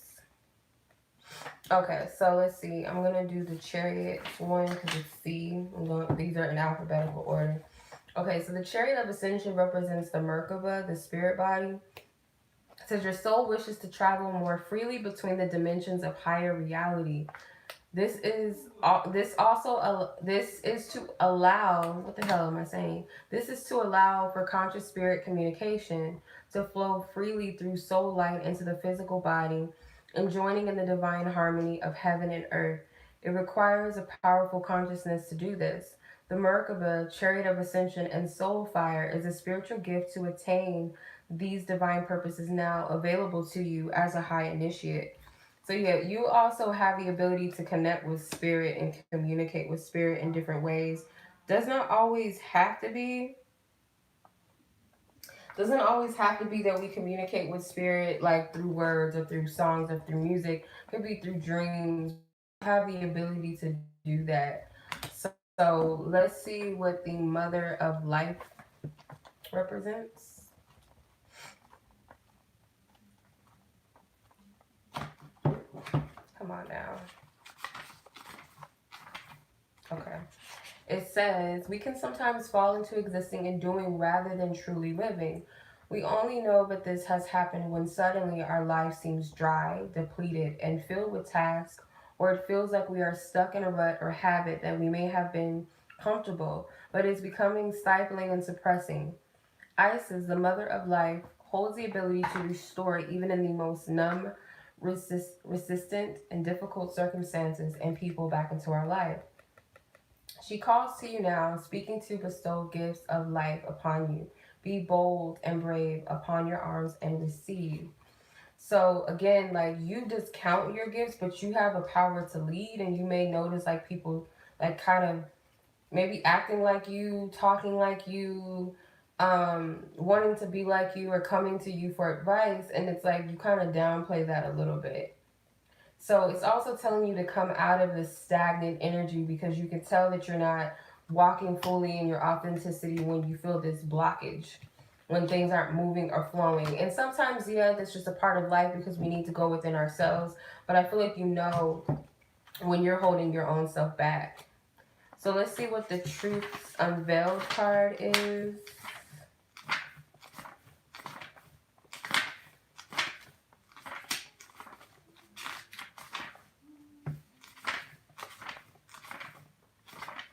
Damn. Okay, I'm like, where is it?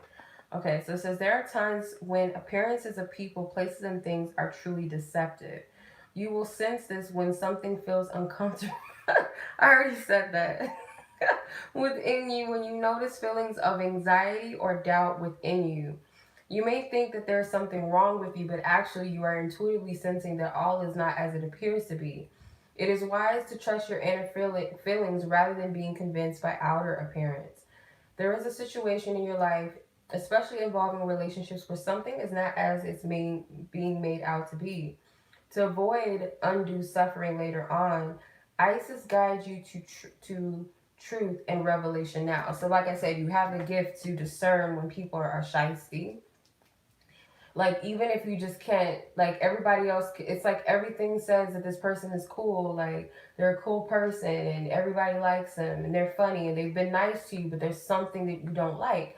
And it may be that this person may not do anything to hurt people. Maybe they're disrespectful to animals. Maybe they are abusive to animals. Maybe this person does things behind closed doors that other people are like, oh shit, like this person's really crazy. Like, you know what I mean? Like, doesn't always have to be that you see a person and you're like, oh, this person is going to do something wrong to me or to someone else. There's something about this person that you're sensing that's not all the way right. You know what I mean? So you're able to pick that up, and Spirit's telling you to trust yourself. So in short, that is your strengths. All right, I'm gonna take a quick break. I'm going to put the timestamps in. I'm glad it resonated so far with you because I see some of your response. So I'm gonna put some of you guys in your names in there. The rest of you, yeah.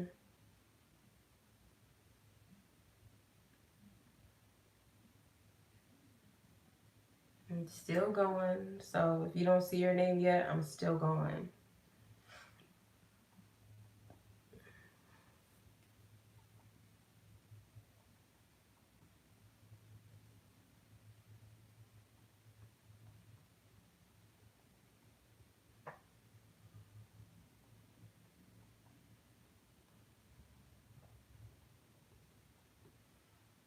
I don't know why I have this Backstreet Boys song in my head.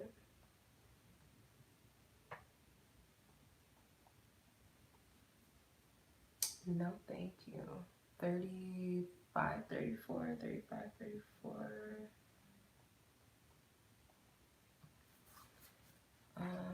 Anna, 42, 11. Kierra.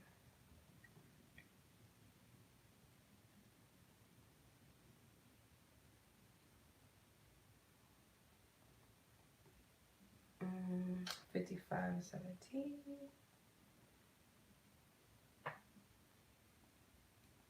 Zipp. 61, 46, I think.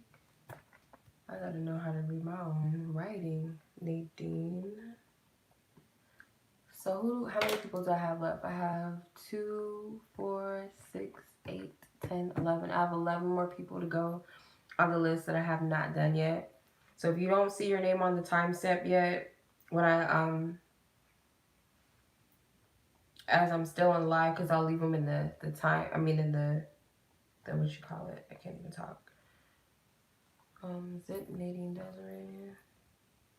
That's because I'm still going. So after the live, I'll complete everybody's. I'm just not done yet.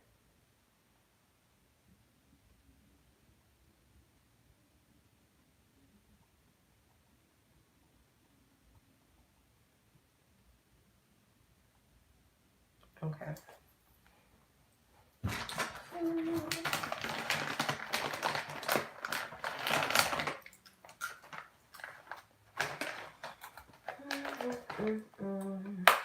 Oh my god. How many people have I done so far?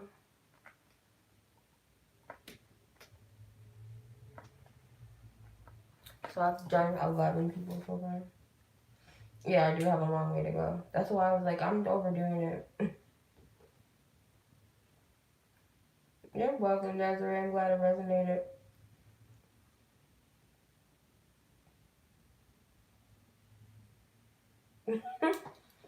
You watch tarot card reading? I used to do that too. Like certain people, there's this, I don't know where she's from. I think she's from Russia. I used to watch this girl. Her name was Alejandra or something. She has a really soft voice. I would just listen to that shit just to go to sleep. I wouldn't be to even watch the readings. I would just put them on and go to sleep. Like, this resonates. No, I'm just sleepy. Like, no, really, it does. But, yeah.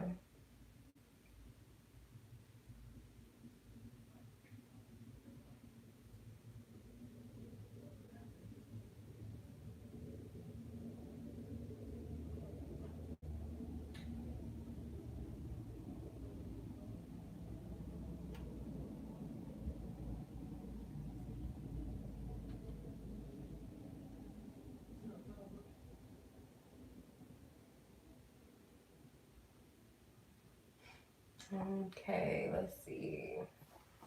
We have Alyssa.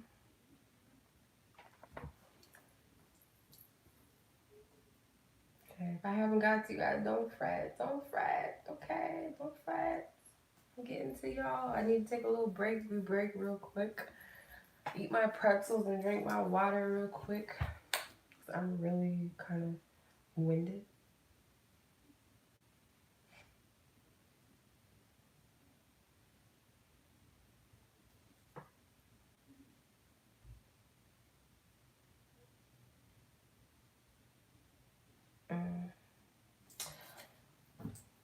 Okay.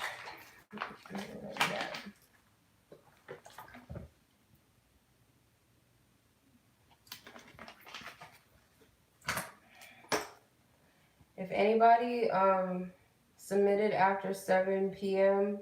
because I put on the thing, I didn't see what's your name under, because if you didn't submit a PayPal, like not a PayPal, a happy hour, like actual happy hour question, because it's under happy hour on my website, then it's not qualified as a happy hour. It would be qualified as another type of reading that you would have to set a booking date for. So if you're not on the list, it's either one of two things. It wasn't a happy hour reading, or you submitted after the happy hour was closed. I updated it at 7 o'clock, 7 p.m. And I haven't even finished the list yet. So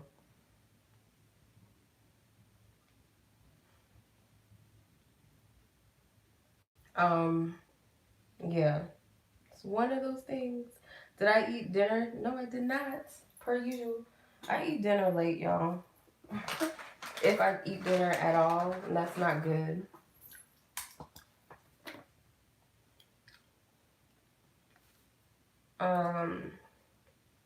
Make sure that it was a happy hour question, because I have everybody on the list. I made sure to check everybody this time. Make sure it was a happy hour question.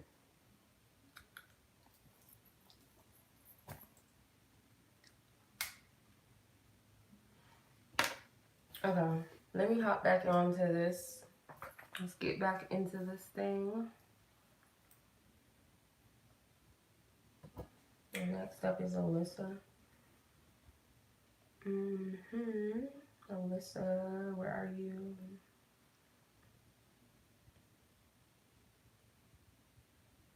Okay.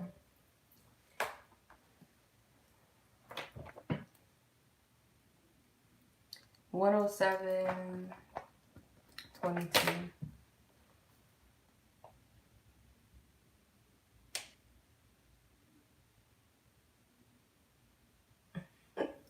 Yeah, that's not good. I don't eat enough. It's not good.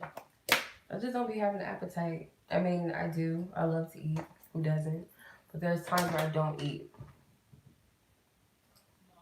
Okay. So, Alyssa.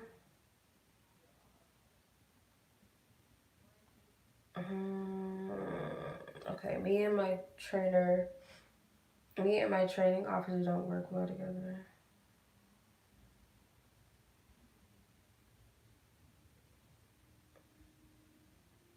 Okay. It's okay. I'll email you on Monday, because you guys know I don't do business inquiries on Saturdays and Sundays and on holidays. So on Monday, I'll contact you to set up a booking date. But yeah, one question readings are different from happy hour, because happy hour has its own category on my website. So they're two separate entities, if that makes sense. All right, Alyssa, sorry about that. So let's see. You're a training officer. Do you feel like that's going to affect this? Well, let's see. Will you pass your early phase and continue working there? Let's see. Based off of your energies surrounding the situation, will you pass this? Let's see. The energy surrounding this.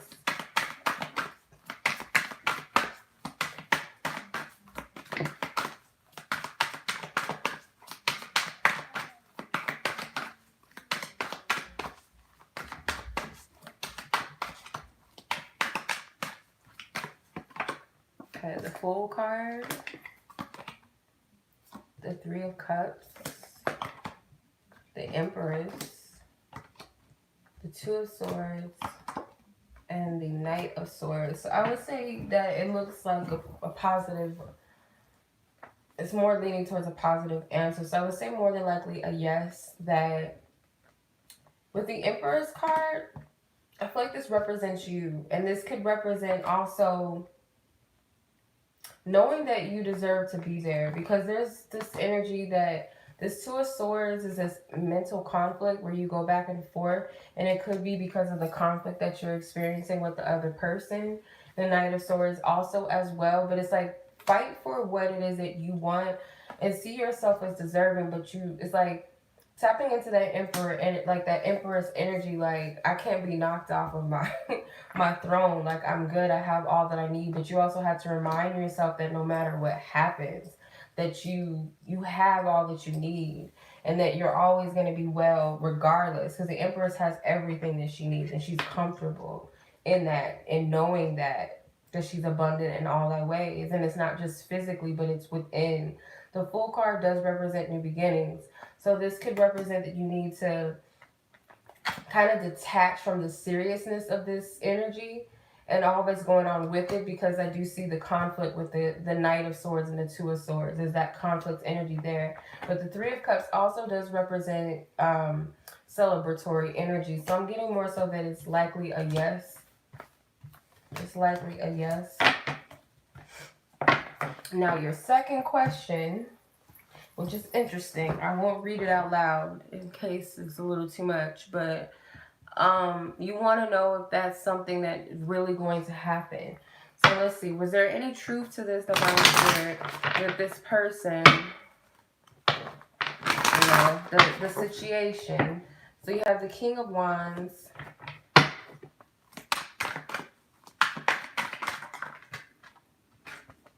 The Ace of Swords. The King of Pentacles. Ooh. The Eight of Cups. And the Page of Wands. I'm getting a no. And I'm not getting like the person necessarily lied. That's a whole nother thing. But just to answer your question, I don't feel like it really... I feel like there's partial truths in what that person said to you. But this, I don't feel like this is all the way true. Because you have two kings. So when I'm like... Obviously, two kings cannot come together and produce this page, like, unless it's an adoption thing going on, but that can't happen. So I feel like that's a no. And on top of that, my courts are my no cards anyway, and my majors and my aces are my yes cards. So this is an automatic no anyway, but I just feel like with the Eight of Cups, it could have been something that Spirit, there was something to it. Like, I feel like this person may have authentically got that, because sometimes Spirit tells us things as readers for a reason, and it's like, well, why did that happen? And I'd be like that with my own personal readings that I do for myself. I'd be like, well, why would Spirit say that? And it could be the way that I interpret it. It could also be me adding my own ego in it. And also it could have been for me to detach, or for me to let go of something, or for me to learn something. So I feel like some of this, it held some truth. And then the Eight of Cups, it could have been something that was meant to help you detach a little bit from something connected to this person, I feel. So I'm getting to know though. So I hope that makes sense. Okay. Next up is Adriana. 11331. Okay. What are the circumstances surrounding the start of your new connection? Let's see. Divine Spirit, what are the circumstances? Thank you. Make the effort, fool out. Free yourself. Flirt. Release your ex. So someone needs to let go. It might be a situation where someone is not fully able to either receive the efforts that someone is making, or someone is not fully able to give and make efforts due to the fact that they have not let go of past issues from a last relationship with someone, or like just past relationships in general, things connected to it. They're not able to extend their full-hearted energy, or someone's not able to receive someone else's full-hearted energy due to the fact that there's still some ties to an ex, whether that be emotionally, mentally, spiritual, or whether physical, whether they're still dealing with the person or you're still dealing with the person. It's something about the past. Let's see. These cards keep falling. What are the circumstances surrounding the start of her next relationship? New love, new romance, new romantic prospects, new beginnings in love. So there will be new beginnings, but again, it's like these other aspects need to end before someone could fully be receptive to it. So this is not going to be someone from your past. So it's like maybe the ex needs to be let go of now in order to receive this new person or this new energy, just new prospects, and rather than holding on to something that's not going to serve you, or this is something that maybe the other party's going through, but take what resonates with you in your situation. Because I kind of feel like the masculine energy is trying, and there's this block between them and the feminine. The feminine energy is not really that receptive. And if you look here, the masculine energy's leaning into her and she's got her nose up kind of in there, like she's not really receptive. So it could be something that it doesn't mean that you're still in love with someone or that you're still dealing with the person. It could be like what someone did to you that hurt you, or your fear of vulnerability, is still connected to the past. That's just an example, but that's what I'm seeing. Okay, is there a higher purpose for you getting your current job? Is there a higher purpose? Let's see, is there a higher purpose to Adriana? Is there a higher purpose to her getting her current job? Is there a higher purpose to this? Is there a higher purpose? Is there a higher purpose? The Three of Pentacles, the Tower, the Justice card in reverse, the King of Cups, and the Devil. So yeah, because you got a lot of major arcana cards. So definitely I feel like it was some significance. This could also be an energy to kind of get you to surrender and trust a little bit. Because it can also be like some situation or some aspect that you feel trapped, or you feel like things are just unfavorable to you, unfair.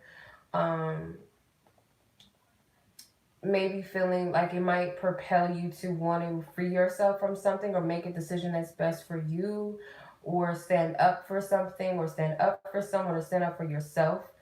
Because I feel like this is honoring how you feel. This is meant to help you emotionally. Could also help you to emotional maturity. Maybe to things that you turn your cheek to, or things that maybe you weren't seeing. But it's helping you to free yourself of maybe a toxic pattern. It could be a belief. It could be a fear. It could be holding yourself back in some sense. So it could also be like putting you up in the forefront, maybe in some way, maybe to teach others, or to be more of a leader in some sense, or to go after positions that may be preparing you for leadership or something like that.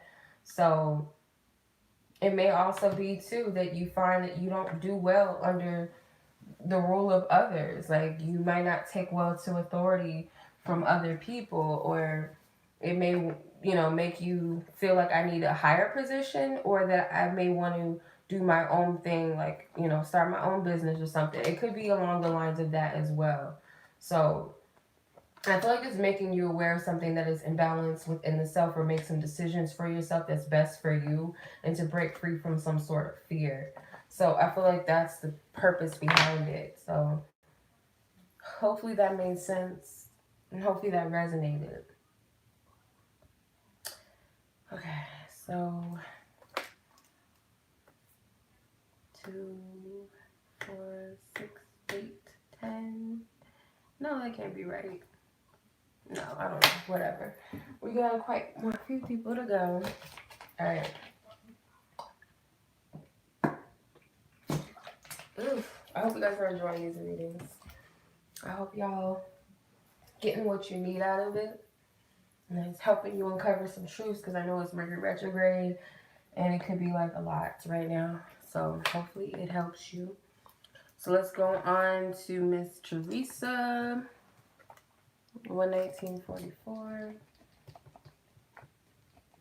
And you know what? You might want to check your timestamp numbers. Like, what do they mean? Like, angel numbers or numerology? Because it could be something to it.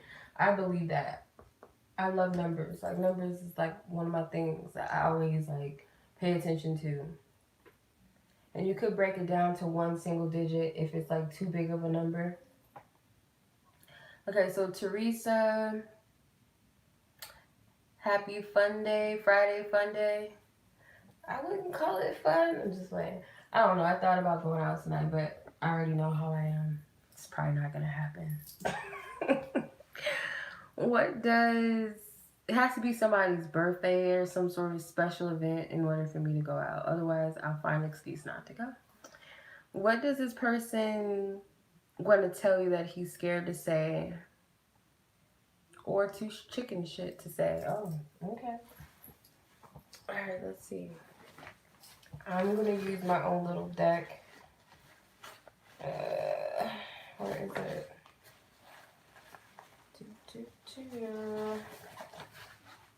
It's the big one. Alright.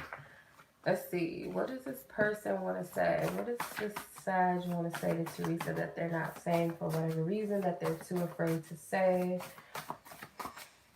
What is it that they want to say? Thank you. This person is like clear. Like, you see how this card fell out? This person is like get bored sometimes. They're a Sagittarius. Like, no figure. Like, for real. No shit. They do. A song came out. A Jodeci song came out, Fiending. I don't know how that slipped in there. Brandy flipped out too. Have you ever? I'm going to put these to the side unless you feel guided to look into that. But I get bored sometimes. I'm taken. I want a family. So this person kind of fluctuates between energies. Like, they might say for 1 minute, like, I'm bored. And bored is like couplehood. And then the next, they're like, I want a family. I want to settle down. I feel like they do. They may be feeling like that's something that they're lacking or they're missing out on. So maybe that's why they feel like their life is not really where it's at, like where they want it to be, where they feel like it's boring. More so because they feel like they need to have that. And if it's that they already have kids, maybe the kids are grown or they want grandchildren or something, or they may want new babies or something, or they want more of a family-like unit, but they're kind of bored with routines. That's a given. They're a Sagittarius. Sagittarius are known to get bored very quickly. They do not like routine. Okay. Yeah, this person is very imbalanced. So I don't know if you have this feeling that there's someone else. I can be a hot mess. Let's start over, leave me alone. So yeah, this person is like real iffy about things. And I feel like they fluctuate between different thoughts or something. So this doesn't really seem like serious stuff to me unless these are inklings of something that you feel like needs to be looked into or talked about with this person. But to me, it feels like this is just like random thoughts and stuff that just kind of fluctuates. It's not something that's heavy on the mind like that. But they do want some sort of renewal. Like, they need change. They maybe not constantly, but they do need things not to be so routine. That's kind of what I'm getting from this. And they know they can be a lot for someone to deal with. I think that's another thing that they want to tell you. Okay. Let's see. What was your other question?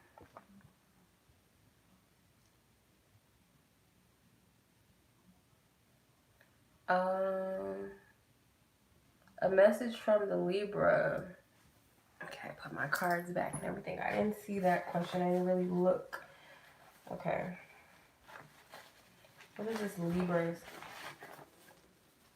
got to say to you? Put these songs back. I'm not using these. What does this Libra want to say to Theresa? What's the message? What's the message that the Libra wants to... Oh my God, we're not taking all this. I lied. I care about you dearly, sincerely, and deeply. I feel like these are self-explanatory. This wanted to come out already, but it says make a move. Anything else?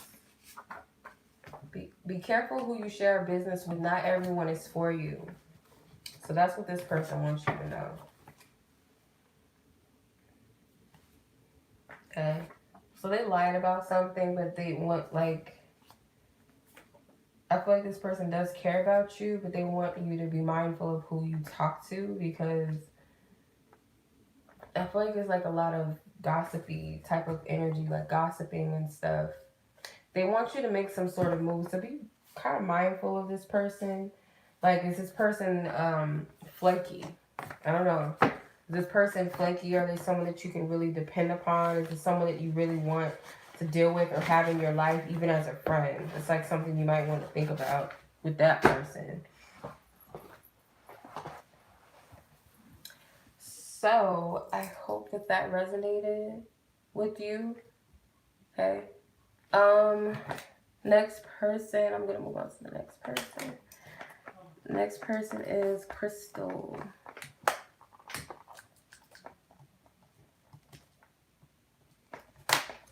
Alright, Crystal, does this person have feelings for you? Does this specific person in question, does this person W, do they have do they have feelings? Do they have genuine feelings? Divine Spirit, does this person W have genuine feelings for Crystal? Majors and aces say yes. Courts and fives say no.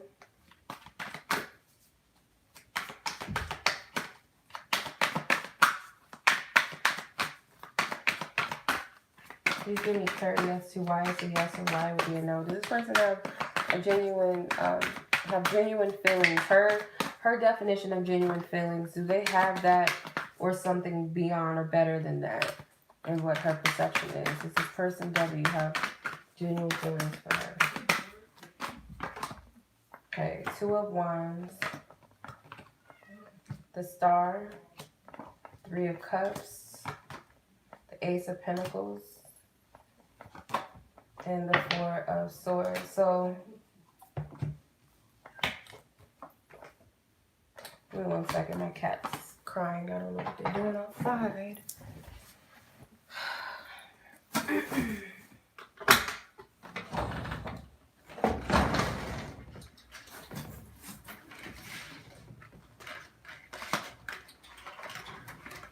Okay. I don't know. Just cat. Out here. Okay. I'm back.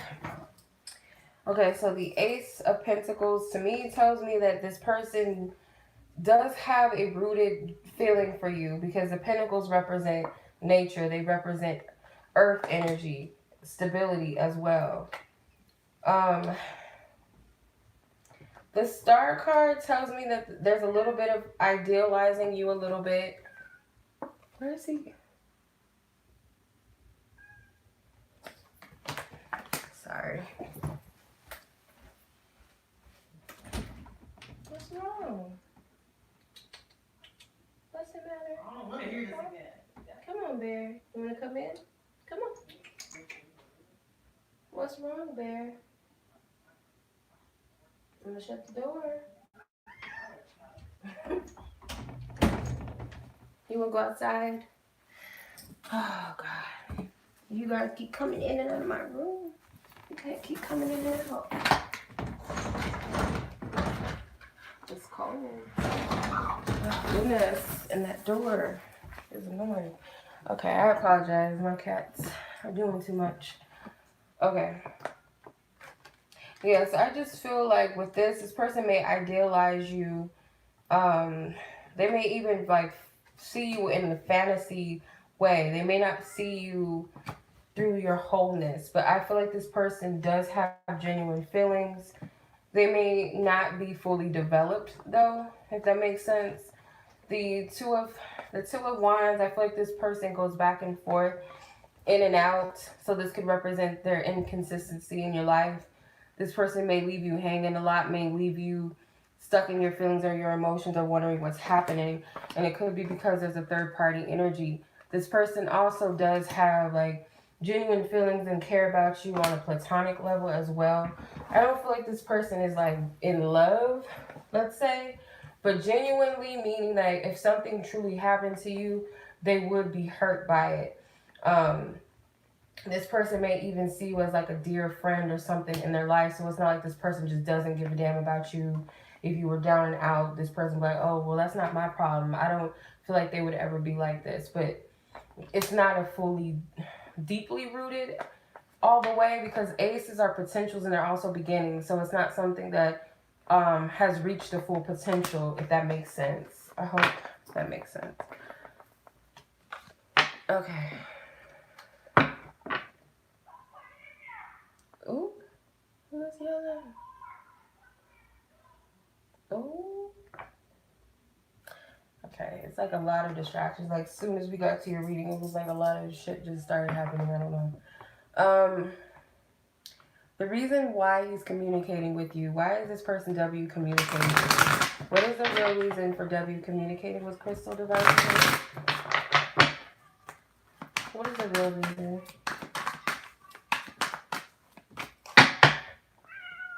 Oh, Bear, no. You just went out. No. Why is it communicating? The Ace of Swords can represent communication, but it could be to bring some sort of clarity, or he may be telling you some truths, or with this third party energy. What his intentions are very clear with the Queen of Pentacles. I do feel like this person kind of wants your approval on something, or they're trying to... Sorry. You can't keep doing this.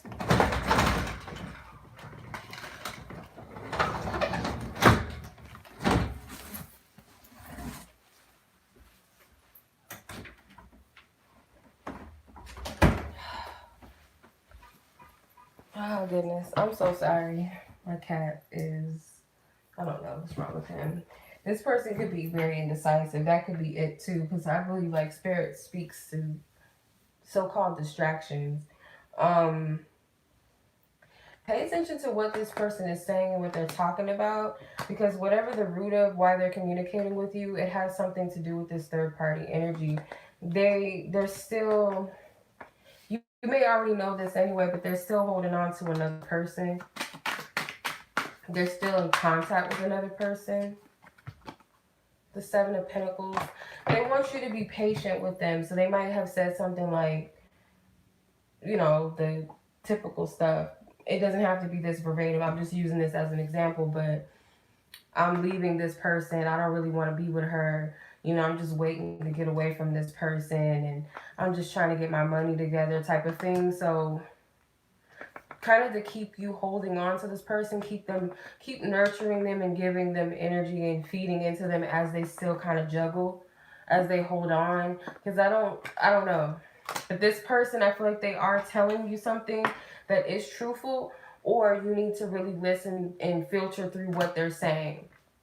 If that makes sense. Like, really pay attention to what they're really saying.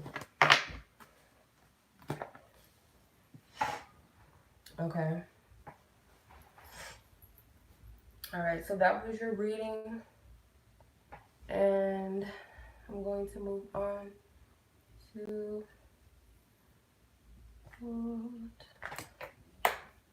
How did that happen?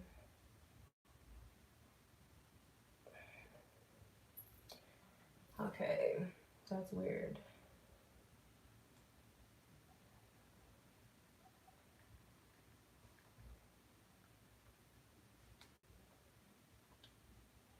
Okay, Monica's question. 134:20. Okay, we're almost done with the list, y'all. For those of you who've been waiting on yours, what do you need to know regarding your love life? What is it that Monica needs to know, Divine Spirit, in regards to her love life? What is it that she... Oof, shit. Some cards fell.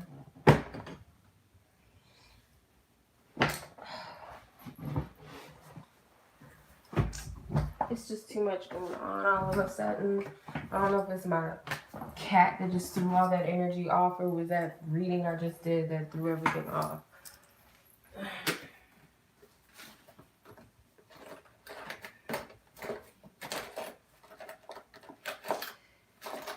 I need to burn.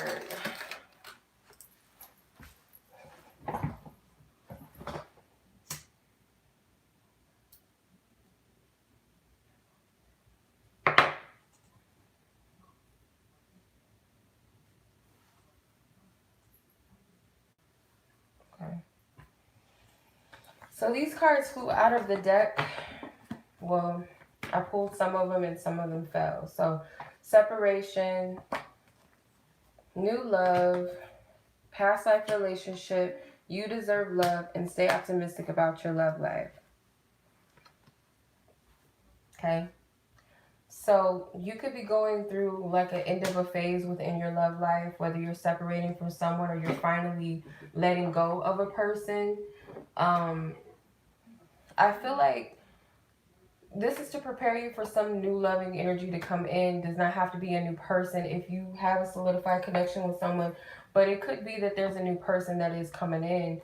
Once a connection has fully been let go of or it completely ends, I feel like it's making way. Even if this has been a long journey, long process, that someone new is coming in.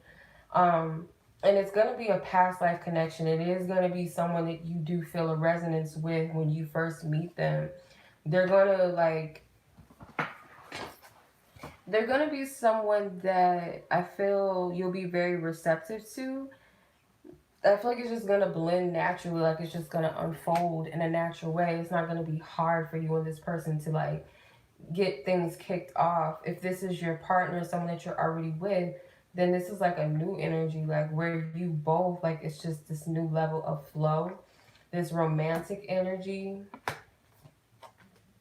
You deserve love. So I feel like Spirit wants you to know that whatever it is that you have your heart set on, as far as the essence and the energy of what it is that you truly are looking for within your love life, that you are deserving of that. Like you're meant to have that. Whatever it is that's truly in alignment with your heart's desires, know that you deserve that. Maybe even much more than what your expectations are.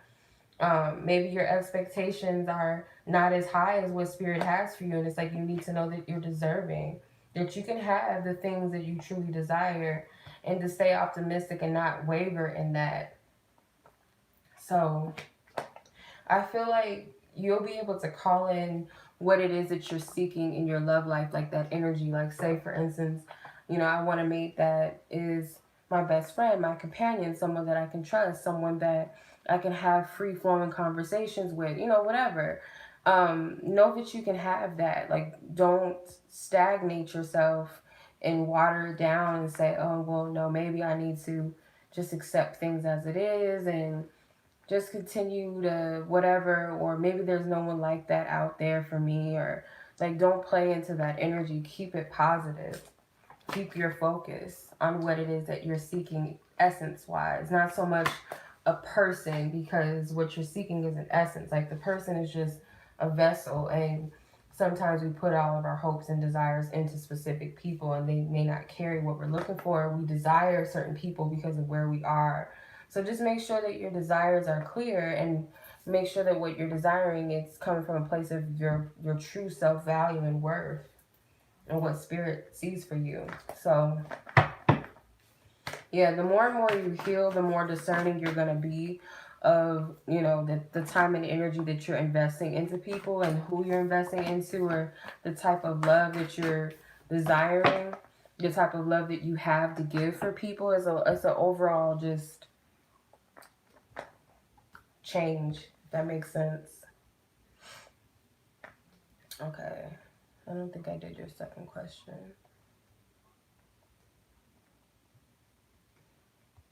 And I thought I don't know why I thought I saved it, but I guess I didn't. Your second question was, what do you need to know regarding your career? What do you need to know? What is it that you need to know regarding your career?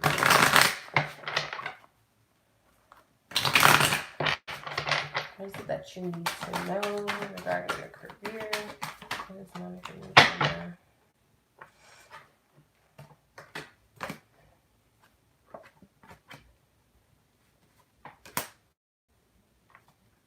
Oh my god. They be wanting me to take like hella cards. Okay. So, first card out, you have the 9 of Cups. If I can pick it up. 9 of Cups. 3 of Pentacles.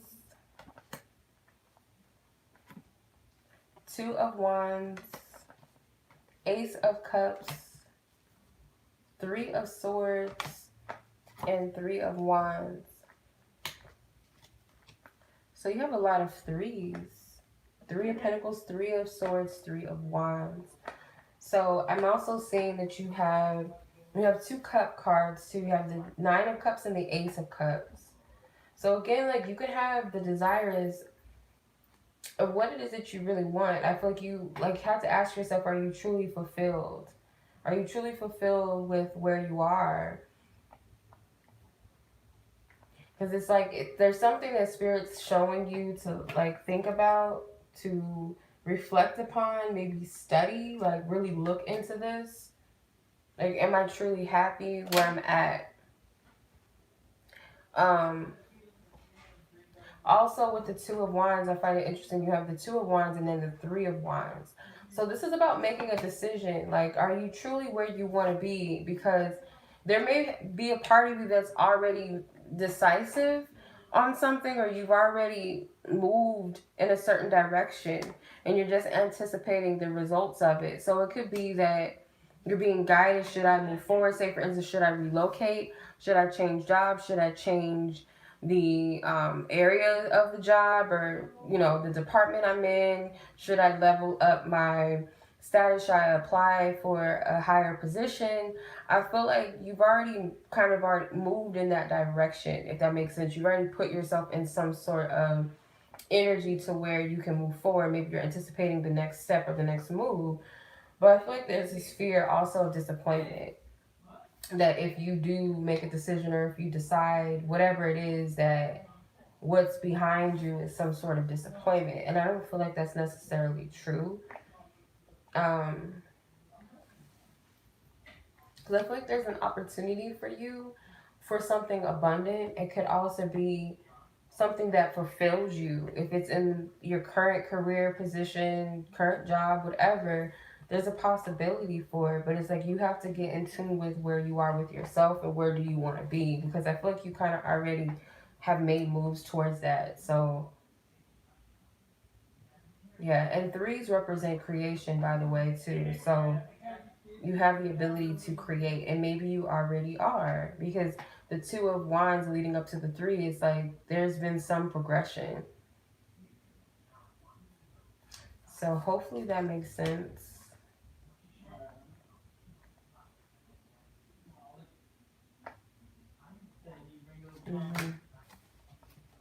Yeah, hopefully that makes sense. Alright. Okay. That was the end of that reading. Now, this name I do not know how to pronounce. And 41, I'm not going to butcher it because I don't want to disrespect you. I don't know how to pronounce your name. I would call you Deja, but I don't even know if that's like even part of what your name is as well. So you will know through the timestamps and by your question. So, do I see any new love interest for you in November? Let's see. Divine Spirit, is there any new love interest coming in? Let me use the sexy deck. I like this deck a lot. Okay. Is there any love interest, Divine Spirit, new lovers, new love interests that you see in November for her? Do you see any new love interests? Do you see any new love interests? Let's see. We got the 10 of Cups, the Ace of Wands, the Knight of Swords, the Judgment card, and the Knight of Fire. Okay.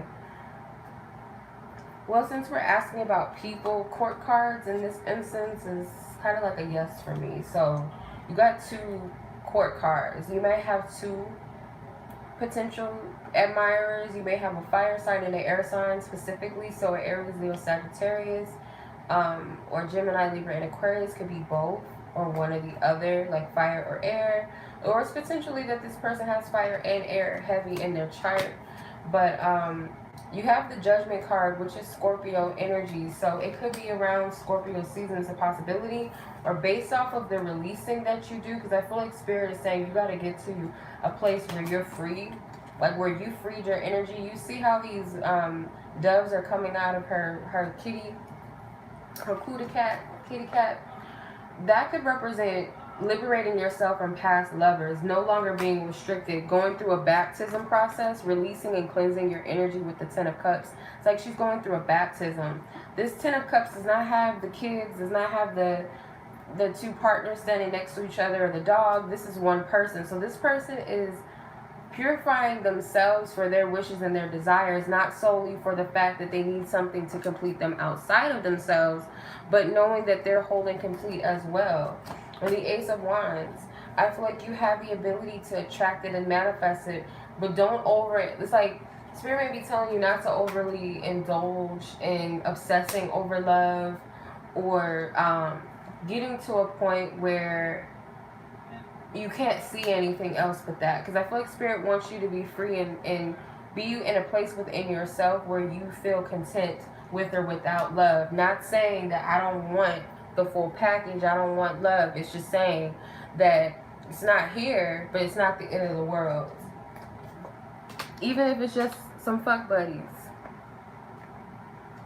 that you want. You know, you may not want anything serious, but it's not the end of the world type of, that's how Spirit wants you to be. So there's a possibility that there'll be two love interests. That could be fire or air, could be one or the other. Alright. So let's see, what was your second question?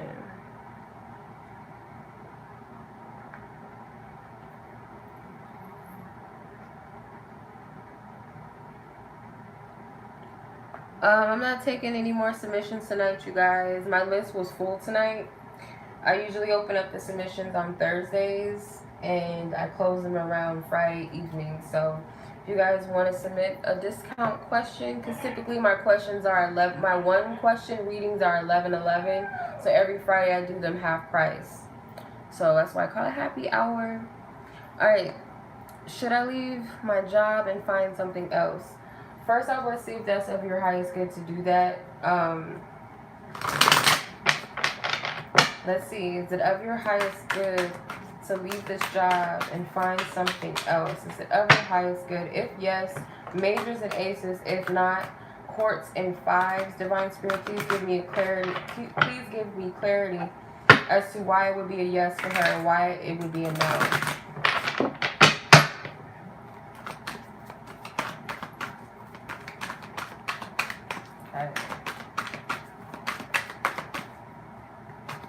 Actually, let me clarify this.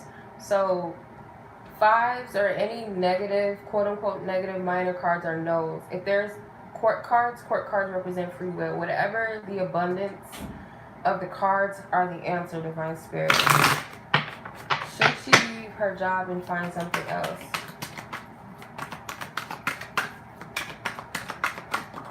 Okay, whoa. These cards flew out of the deck. The Chariot and the Wheel of Fortune. So it's looking like a yes so far. I'm going to pull 3 more to make it an odd number. Is this a yes or a no? Or a free will decision, Divine Spirit? The 4 of Cups, I feel like that's a no. The King of Pentacles, that's a free will choice. And the Ace of Swords is a yes. So they're saying yes. Because you can do better. Not just financially, because the King of Pentacles, he does represent prosperity, but they're saying you deserve more. So you might not be getting all that you deserve out of this. Maybe they're treating you or other workers in a certain way that's not, it's not ethical. So it could be something that's just not right, or Spirit's just simply saying to you, deserve more, but you can actually have more or earn more. There's more benefits for you, not just physically or materialistically, but, and also they see that you're not happy. They may be seeing that you're complacent. at this job. You're very bored. You're very detached from it emotionally. It's not fulfilling you in some sense. It may even be causing you slight depression in some sense. It's stealing your energy too. So this job may require a lot out of you. It may cause a lot of imbalance. But Spirit sees something better for you. And I feel like they're guiding you. So pay attention to any nudges that you get. Any ideas that come out of nowhere. Or you just might feel guided to apply at certain places. Or ask certain people around. Whatever you feel guided to do. Spirit's telling you to pay attention to that. Because I feel like Spirit's trying to move you forward. Like, it's time to level up in some sense is what Spirit's saying to you, I feel. So I'm getting more than likely a yes. Like, when you get to that place where you really feel like it's time to go, I feel like they're telling you yes. They are telling you yes, most likely. So when you feel like it's time to go and you feel like you want to take that leap, then trust yourself on that one.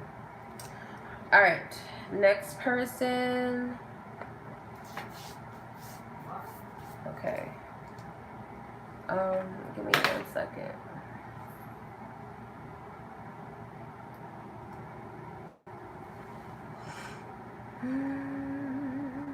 Okay, next person is Marie. 15130.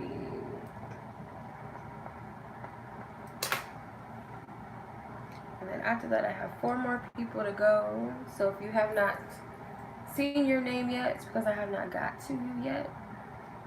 Okay. So let's see. Marie. Okay, your first question was if your difficult family situation will ease anytime soon. Divine Spirit, what do you see surrounding this family situation? Do you see this situation brightening up anytime soon? Thank you. The 8 of Swords, 3 of Swords, the King of Wands, and the Hierophant. I'm going to pull one more. Divine Spirit, clarify this with this situation. Thank you. The 2 of Wands. So,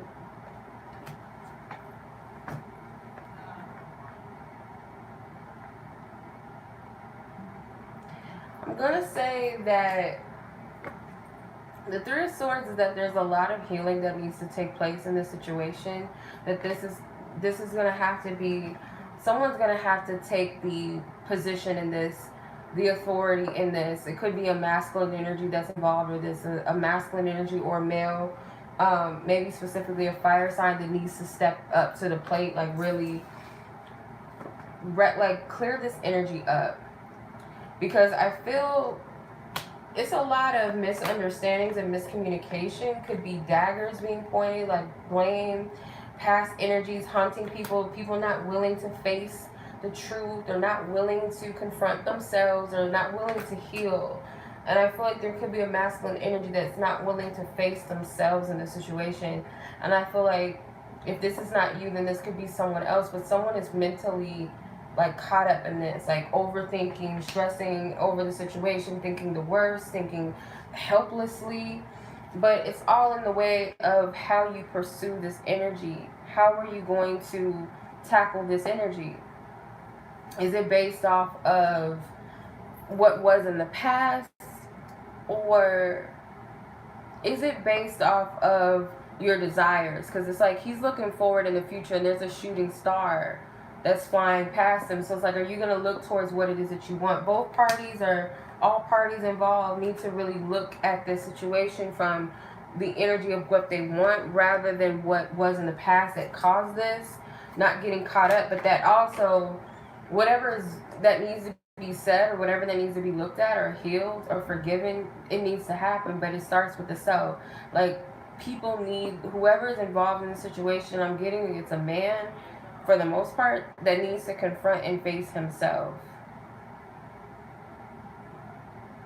Like, there's some healing that needs to take place, and it could be feminine energies or a feminine energy that needs to get out of their head. Because I get that commitment is possible. Everybody has to commit to this. Everybody has to be in agreement that they're willing to heal whatever the situation is. Okay, it could be a marriage, or this could just be family committing to each other. Everybody plays a role. There's no list, you guys. I mean, there is a list, but that's for those that submitted and paid early, because I closed the list as soon as I started the live. My list filled up quickly this week, so if you guys want to get in next week for half price readings, because typically my one question readings are $111 on my website. My happy hour readings are $5, so they're more than actually half price actually, but yeah, I do them every Friday. I open submissions up every Thursday. So just as a heads up, I only do free questions when I'm guided to do free questions. So if I ever do free questions, if you guys are subscribed to my channel, I usually post that I'm going to do free question readings. Alright. Your second question is if you should stay in your present area or continue planning to move. Let's see if this is of your highest good. Majors and aces say yes. Quote unquote negative cards or fives say no. Court cards are free will choice. Whatever the majority is the answer. Let's see. Divine Spirit, give me clarity. If this is of her highest good to either stay present where she is or continue to move. If it's of her highest good to stay where she is, majors and aces. If it's a no, she should continue to plan to move. Whatever the majority, Divine Spirit, is the answer. Show me whether it's a yes or no or free will choice. Thank you. Alright, so you have the Hangman. He's in reverse, but I'm not doing that right now. 5 of Pentacles, the Emperor, the 5 of Swords, the Fool. So I feel like they're saying that you should currently stay where you are as of right now. There may be something spiritual that there's like a need to look at this from a different perspective. There's a sacrifice that also needs to be made in the meantime. It's not saying that you'll never venture out. It's saying that it may not be the best decision right now with the Fool card. There's something maybe that needs to be redirected or planned a little bit better. Because the 5 of Swords is like, make sure that you're not approaching the situation with a sense of lack or focusing on lack or the potential outcome of lack or feeling defeated or running from a negative situation or, you know, trying to, yeah, just to kind of like make sure that you're not running away from inner issues or outer issues. I feel like it's both. Because I feel like this period right now was meant for you to go within. This is a time of spiritual growth for you. It's not that you'll never be able to move. Spirit's just saying not right now. Because there's something that you need to see. And the Hangman does represent different perspectives, but I feel like there's much more to this than what you're seeing. Like, I feel like Spirit can oversee the situation a little bit further than you can at this time. So pay attention to your intuition though, because you have all these birds in this card with the Fool, and this dog is actually pulling her back. So you don't want to do anything before it's time. There's no need to rush. Spirit is not saying that it's never going to happen or that you shouldn't at all. It's just not the time, if that makes sense. Okay. Alright. Next person is Brianna. 15903.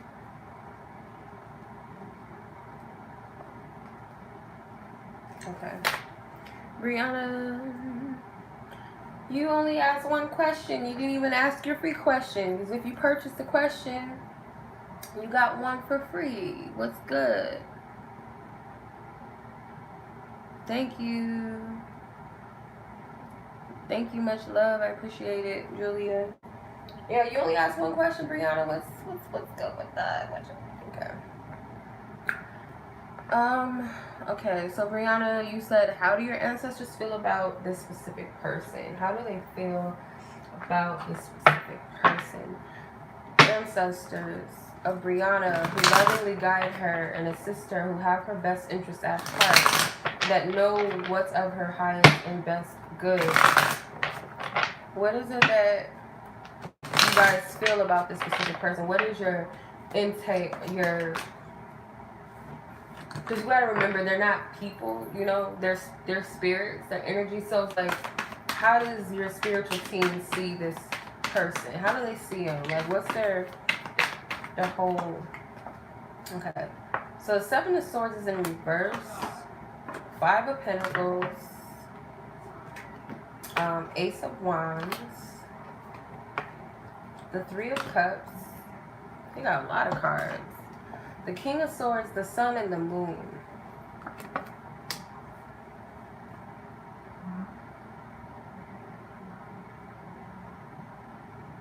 You may see this person as kind of like misguided, a little flaky. I don't feel like they see this person as a bad person, but they are highlighting some things that you do need to pay attention to. You have the Sun and the Moon, so I feel like this person, they do notice that this person does like you and that they have an attraction for you, and a mutual attraction, but there's a lot about this person that you don't see, that you don't know, that they're highlighting. The King of Swords may not always be the most open and emotionally available person. Although I don't feel like they're a sneaky person or that they're a liar,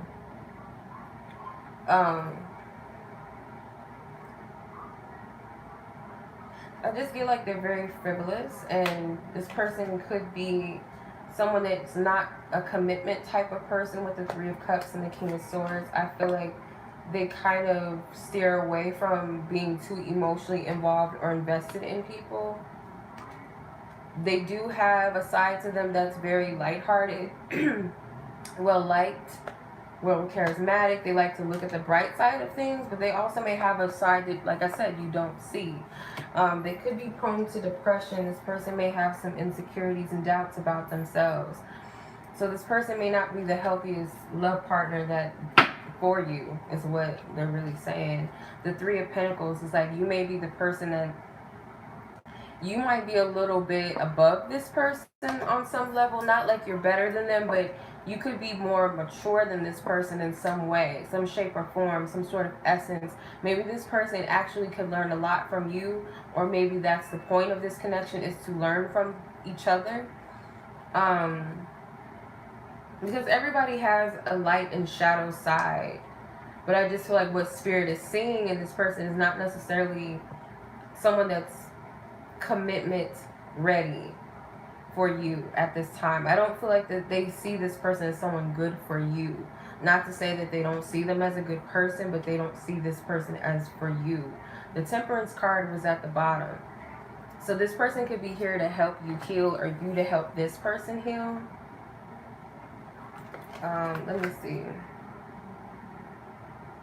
Yeah, I don't feel like this is someone that is ready to fully commit themselves. It's kind of like a part of them may still be open to other people, or just not totally convinced that they're settled where they are. If this is a relationship where you guys are together or dating, or Spirit just knows that this person doesn't really have it in them to fully commit themselves to you.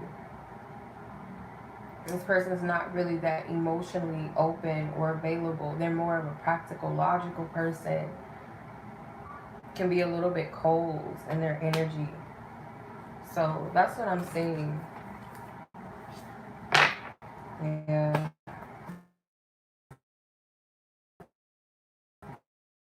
That's what I'm seeing. Let's see. What's your advice? I'm going to pull a Romance Angels card on it. Okay, worth waiting for. Divine timing is at work in your love life. Calling in your soulmate. So Spirit wants you to continue to, basically I feel like what they're saying is to keep your options open. If this is someone that you're just dating, or you're not married, like there's not a like long life commitment with this person, that they're saying not to put all of your eggs into one basket when it comes to this person, and continue to be open to what it is that you want. Now, if this is your partner, I feel like they're acknowledging that this person does need some work. And you might have to be the person that initiates that, because you did have the Three of Pentacles. Where's that card at? Where it looks like she was teaching him something. Like, you might have to do that. If this is your husband, if this is just a person that you're dating, interested in or whatever, this is not, I don't feel like this is the person for you. I feel more so, like, just based off of what I'm picking up, that this person is not meant for you. I don't feel like this is a husband or anything that you're with. I feel like this is a more of a dating situation, or a romantic interest of some sort, not a long-term commitment or marriage partner type of thing. So I feel like Spirit is saying that divine timing is involved in this. Like, Spirit is saying, like, you're worth waiting for, and the soul partner that you're seeking, that essence of what you're really looking for, is worth waiting for. And continue to put your heart, or open your heart rather. You don't have to continuously seek it out, pray for it, ask about it, because what's meant for you is going to come to you. That doesn't mean that you stop dreaming or you stop having it in your heart. It just means be receptive to it. Know that you have been heard, like your angels and guides have heard you, that that person is out there for you. You see how her eyes are closed? She's not focusing on the specific physical thing. She's not looking outside of herself. She's going within. So the essence of what you're seeking for is not really it's not really about the physical person. It's the essence of what you're seeking in a partner. That true, what is it your heart truly desires? Because sometimes our ego wants certain things in people because of, and I've been saying this a lot, and I've been hearing this message a lot too, so I know that I'm not the only one getting it, and I know I'm not tripping. And I can only speak off of experience and other people that I've talked to that resonate with this, that when we wanted certain things in certain people, it was because of where we were. Like, we really thought we were in love, or we really thought we wanted to be with that person, but that was because of things within ourselves that were not healed, or we didn't want to be alone, in essence, or we felt like this is as good as it gets because this person was giving us something, but they weren't giving us everything that we fully deserved. We didn't know our worth, and didn't know our worth and our value, so we settled for things. This is not just women. This is men too. You know, everybody goes through this.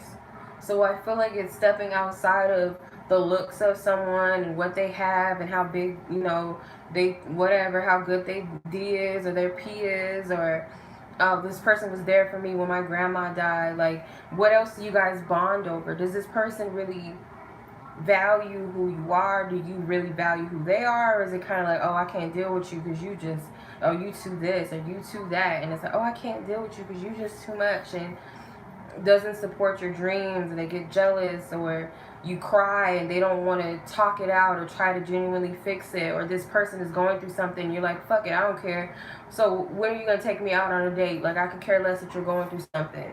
Like, that's certain things that I notice. I'm not saying that that's you, it's just an example, but I see that a lot with people that say they want soulmates and they want the one, and these people getting caught up in this twin flame stuff. And I've had certain accounts where people just ask about, when is this person going to be with me? Are they going to leave this person for me? And I'll tell them, like, this person's going through some shit right now. You need to be, like, praying for this you know, this ninja right now. You need to be sending them love right now, not trying to see when they gonna fuck you. And excuse my language, it's getting a little real. But I got into it with a client before, not like on no, like nothing ratchet, but it was a back and forth thing where they were dissatisfied because I didn't tell her what she wanted to hear. I told her, like, clearly this man, he is not available for what you're asking for. Like, do you even care about what he feels? Like, do you even care that he's going through shit? Do you even, because if you can't master the act of unconditional love and step out of what you want, because sometimes what we want is not ready for us right now. It's not time. God knows better than what we do. So if you had that man in your life under the circumstance of all the stuff that he's going through mentally and emotionally and spiritually, he wouldn't be any service to you right now. You'd be stressed the fuck out. Or is it only because you want somebody to warm your bed at night, someone to juice your pussy up at night? Like, what else? Like, what is it? Like, what is it that you really want? And I feel like a lot of people, that's why they're still single, because they haven't mastered the art of unconditional love, self-respect, respect for others, understanding divine timing, understanding why things are not meant to happen. And I'm not saying I'm perfect either, because I have things that I need to heal, but if I'm helping people, I have to call out shadow energy too. But for you, what Spirit is saying is that you more so need to focus on what you're truly looking for within a mate, and not so much the person, because I don't feel like they're really they're not really too hyped on this person, if that makes sense. And they want you to know that what you're wanting truly within yourself, when you really go within, to know that why it's worth the wait and why it may have not happened yet for you. And maybe why they're preserving you and why they're protecting you. Because I get protection from this angel behind this woman and these angels here. So I hope that made sense. And hopefully someone on here was listening too. Because I don't know if like somebody else needed to hear it. And it wasn't to bash anybody or anything like that. That's not what I'm doing. Because I know my delivery kind of comes across that way. It's not that. But yeah. Hopefully that resonated. Okay, so we have 3 more people left. We have Tamica, Tima, and I think it's Jelilah. I don't know how to pronounce your name. I apologize if I'm pronouncing it all the way wrong. Okay. 171.50. Yeah. I know my readings can be a little bit like, because no bullshit, no sugarcoat, no cap on my readings. How would that help anybody if I just sugarcoated everything and told you, yeah, wait for this person. They're going to come to you and they just want to be with you and marry you. Like, that's not always the case. And even if it is, some people don't want to get, I have to share this. I'll share this another time. But I'm going to take a break before I get into the other readings because I need to balance it out.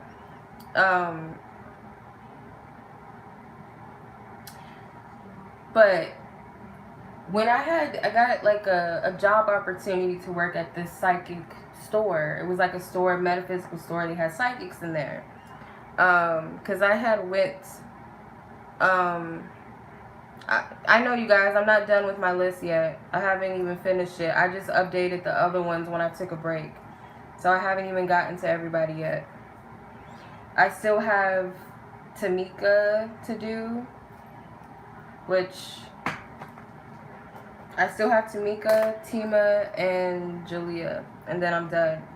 So if you're not on the list yet, like if I haven't put your timestamp up yet, that's because you were one of the people that came after I took my break. So, or that I read after I took my break. What was I gonna say? Yeah, so I had got a job opportunity at this bookstore, this metaphysical bookstore, to read as a psychic. And me and my friend just happened to stop by because we were in the neighborhood or whatever, and we went in there just to look at some stuff. So there was a reader in there, and my friend walked past her table and was like, oh, I like your cards. And I don't know how we started talking, but she sat down and I just gave her a reading. It was crazy. I gave the reader a reading, and then she ended up giving me a reading, and she was like, you should work here. The owner or whatever, the lady, she's looking for new readers and blah blah blah, because we need some of the days of the week filled, because we don't have certain readers on certain days. And I was like, that'd be cool. I have my own thing going, but that would be something for me to get out the house more. So I was like, okay, cool.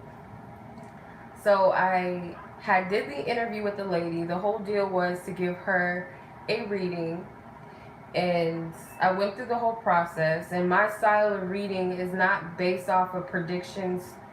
That's not my thing, unless I'm authentically guided to give someone a prediction of something that I feel like is going to come, that they need to be aware of, whether that's you know, something to protect them or something to look forward to. Either or, it doesn't matter. Whatever Spirit's giving me. So my readings are more so about healing and what's going on in your energy field right now, and maybe past energy that's still lingering that needs to be dealt with. That's the type of reader that I am. So she was like, that was really good, but I need someone that's going to tell me, oh, there's a man coming into your life and he looks like this. Basically, you want me to like be on some bullshit. You want me to be on some fake shit. Because I cannot pull predictions out of my ass. If I don't see a man coming into your life, that's just not what it is. So she was looking for the pixie dust, fairy dust stuff, and it triggered me. It made me feel like, well, maybe I'm not really that good of a reader. Like, it really triggered me. It made me feel some type of way. And I'm like, everybody's style is different. Everybody's reading style is different. I've seen readers who read energies in the here and the now and how it translates in the spirit realm. Like, I've seen readers read things based off of some future. Some people read readings and energies off of who the person is at the time and what they're manifesting and that type of thing. So everybody has their own type of flavor, but sometimes it makes me feel like, well, maybe I'm not good enough because I'm not telling people what they want to hear. And then I had to say to myself, like, if I'm doing that, then who am I really helping? Because I can count, not even like off of my whole 10 fingers, 5 fingers on each hand, I've helped more people than that. So I have to think about it that this has nothing to do with popularity, numbers, and all that hoopla. And it wasn't meant for me to work, because to be honest, I don't want to work for anybody per se, like work underneath someone and have someone tell me when to clock in. Like, that's like, some people don't like that. There's nothing wrong with if you are cool with it or if you like that type of thing or you don't, but I'm just one of the people that don't. So I had to think to myself, would I have really been happy with Spirit protecting me? Because that's not my field of work. I'm not here to just skim read, like play read and just read on the surface of things and just to tell you what you want to hear and make you feel good, and then pay me and you get up and go and you come back looking for another feed of bullshit. Like, that's not my thing. If you're gonna come back, hopefully it's to put things into perspective for you, help you to clear, to release and heal things, and have a better understanding of yourself and your situation. That's just how I see it. But I don't know where the fuck I was going with that. But yeah, I don't know.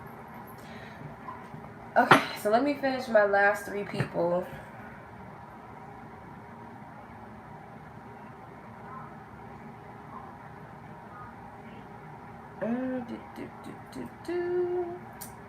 Alright, Tamica 17807.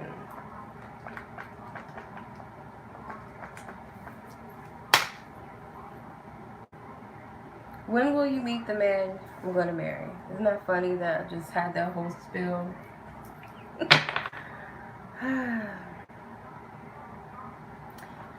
Well, let's see. Divine Spirit, what do you have to say in regards to when Tamica is going to meet the man she's going to marry? What is your message to her about that?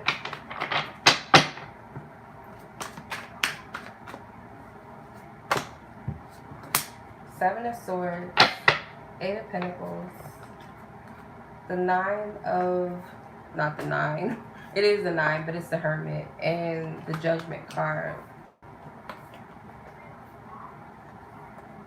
When are you going to meet the man? So I'm not getting necessarily timing. This is more like the energy. So when are you going to meet the man that you're going to marry? The 7 of Swords is in reverse. So I feel like this has something to do with giving away something. Giving something away. Giving something away. The 8 of Pentacles. So the 8 of Pentacles, I feel like this represents working towards something. Then you have the Hermit. So, oh shit. I didn't even notice that. You got 7, 8, and 9. That's interesting. So this is about growth. There's a level of growth Okay, that could be within this person that's meant for you, that you're going to marry, whoever that person may be, and also within yourself. Most importantly, this is about growth. I feel like Spirit is trying to teach you not to give away your energy, something precious that you're giving away, that you have been giving away. You've been working towards this, whatever it is, because you got the Eight of Pentacles. This represents work. This represents perfecting energy, because the Eight of Pentacles is a Virgo energy. So Virgo represents that perfectionism, that hard work, okay? Wanting to see things in a certain way. So it could also be the Spirit is saying to get out of this false mindset as well of perfectionism.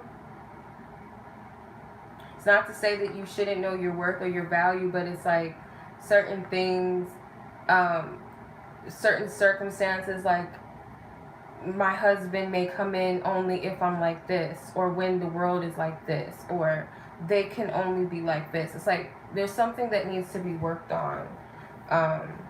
With the Hermit card, to also be an acceptance of your singlehood, because it's like you have to think about what have you learned throughout this entire process, because you can't go backwards with the Judgment card.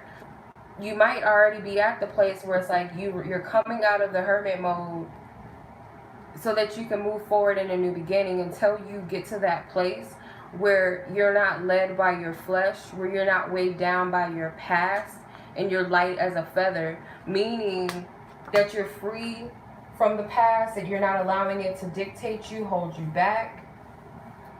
Whether that's thinking, whether that's how you react to certain things, the type of people that you may have been attracted to. It's like all of that, and seeing it from a place of wisdom. Like, what did I really learn? What did I really learn from all of that? Who have I become within that period of my singlehood, or still, you know, as a person still in my singlehood? What am I learning about myself? What more could I learn about myself? Because the key here is to free yourself of the past, whatever the past is that's holding you back. Not in the sense that you're dropping it off like some bags on the street, but in a way like you're cleansing yourself in a bathtub. You're taking time to really touch your, like, really get in tune with your body as you're cleansing your body. You're scrubbing away all the dirt off of your body. So it's like when you're going through this healing process, you really have to love up on yourself and nurture yourself and have compassion.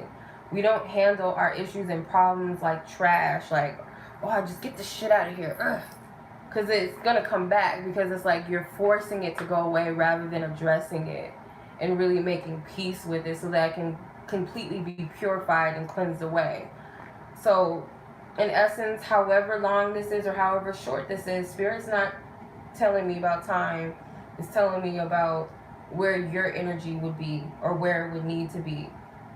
Because the key here is, if you want that completion and that beginning, that whole completely new energy, you don't want to deal with the same ninjas that you dealt with in the past, the same cycles again. You want something completely renewed and different and balanced and divinely ordained and equally yoked. So it would only be fair to release the energies that no longer are balanced with you anymore. If that makes sense. The person that you're stepping into, the person that you've always been. So like, you're still the same person with all the dirt on your body. You're just washing it off. So it's not saying like, as I'm scrubbing my skin, I'm a new person. I'm coming out like the Dove commercial.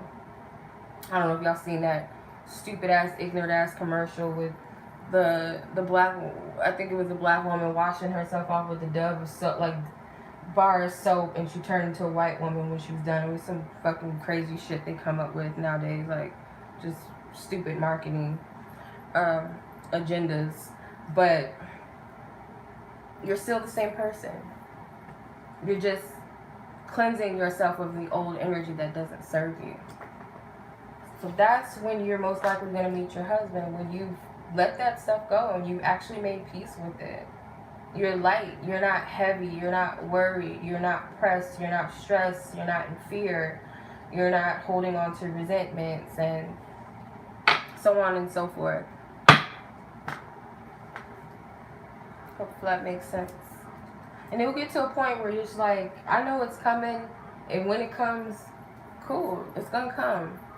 not pressed and not stressed and not worried about it. We're only worried about stuff when we either because we're not in control of how it's going, we're impatient, or we don't trust and believe that we could actually have what we want.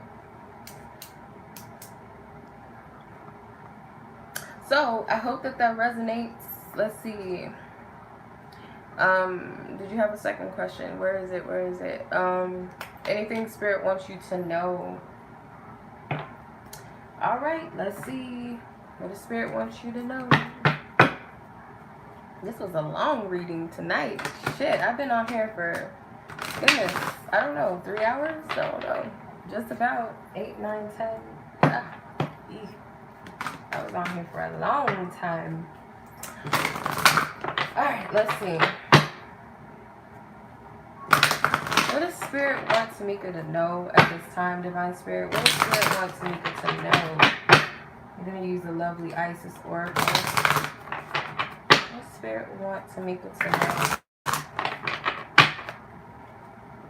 Okay.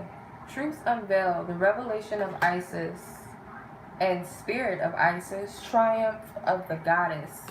Okay. I'll read some out of the book, but I'm going to start off with my own intuition and then I'll get into the book.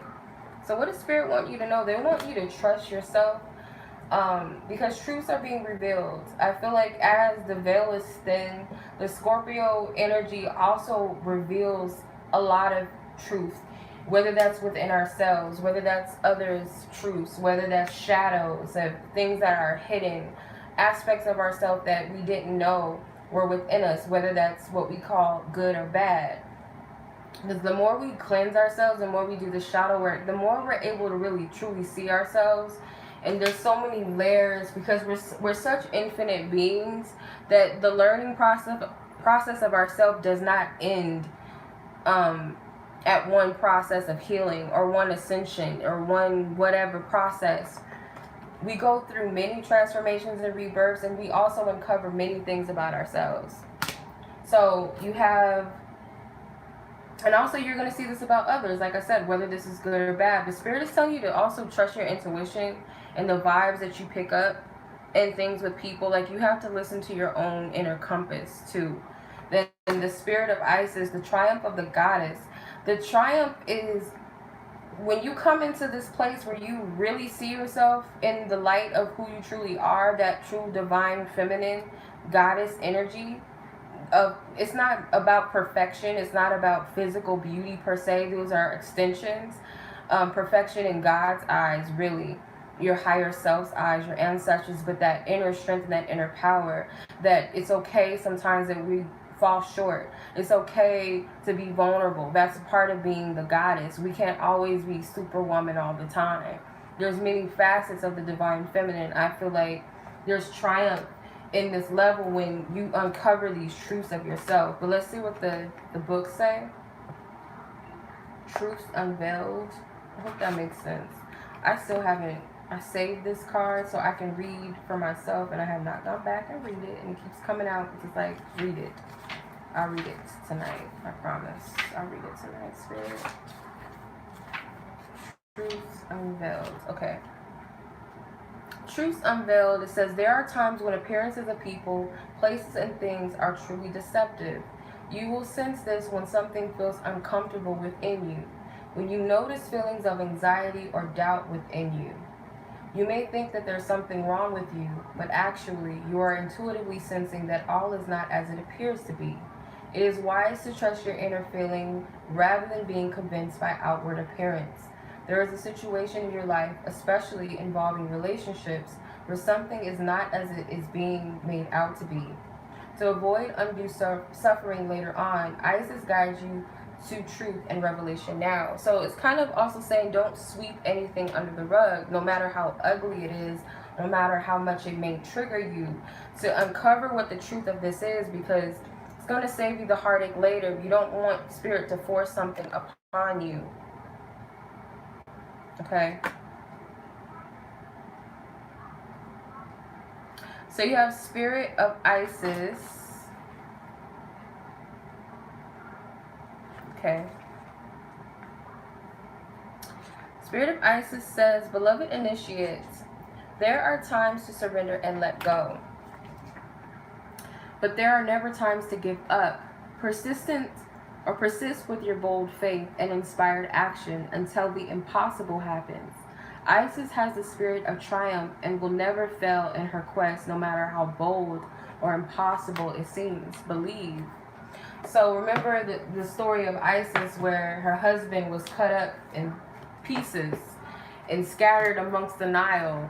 And she had to go out and find all his pieces. The only piece she couldn't find, ironically, was his dick, I believe. Or, excuse me, his genitals. But she was very, very persistent in putting him back together. And I feel like that also represents of putting the divine masculine, putting your courage and your strength back together.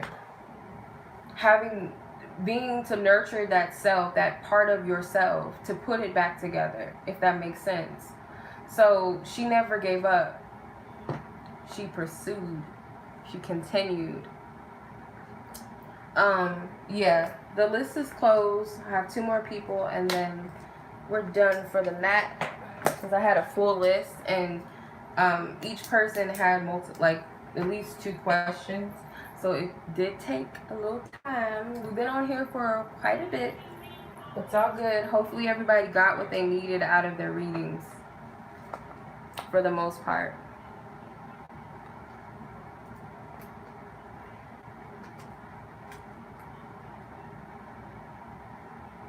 Okay, guidance from your spirit guides. Okay, so you're up next, Tima, 191.24. And then last is Jelilah. Sorry y'all had to wait so long. This was a long one. Just imagine if I would have kept the things open. I would have been over here like gasping for air. Okay. Okay, let's see.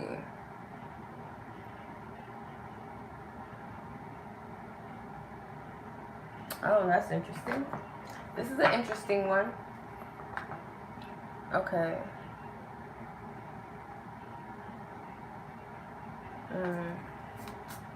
That's interesting. Okay, what happened? What was going on? What happened during this intimate moment?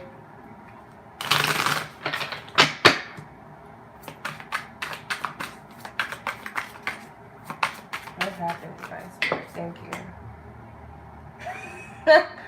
The 3 of Wands. You see how surprised he looks? Like, okay, we'll wait. We'll get into it. Okay, you got the 4 of Cups.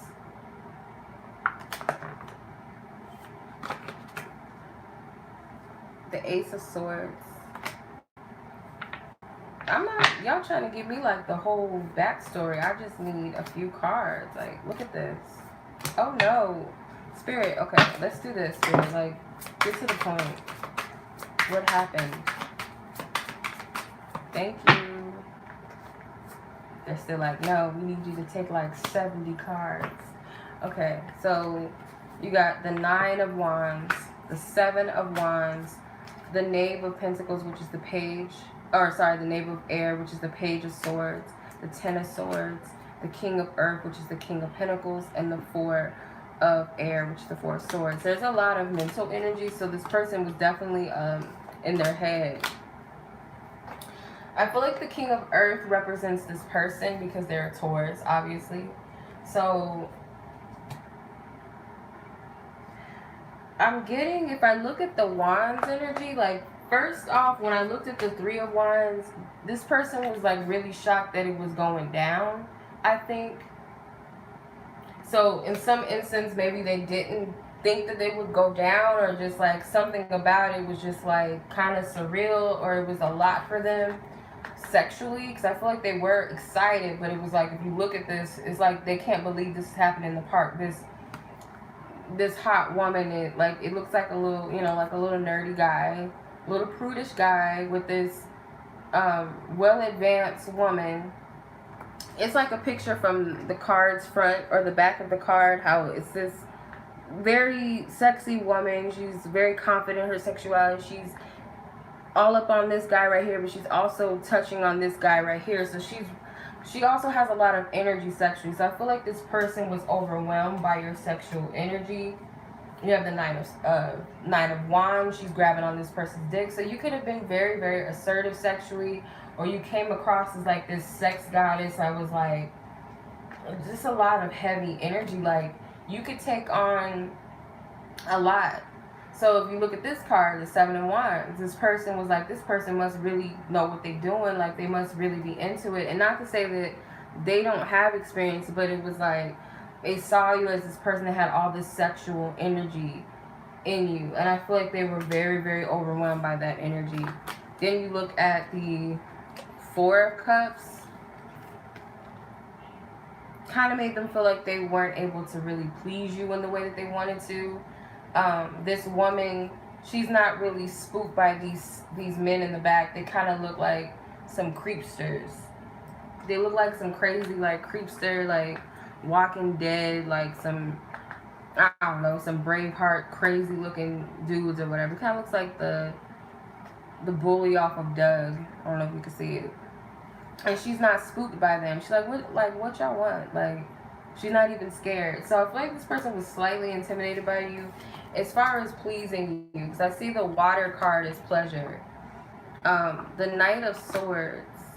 Yeah, I don't feel like they really were confident in themselves. Like, maybe they desired it, or they knew to some extent that it was going down, or maybe they really didn't think that it would go down, or just how it happened, it overwhelmed them.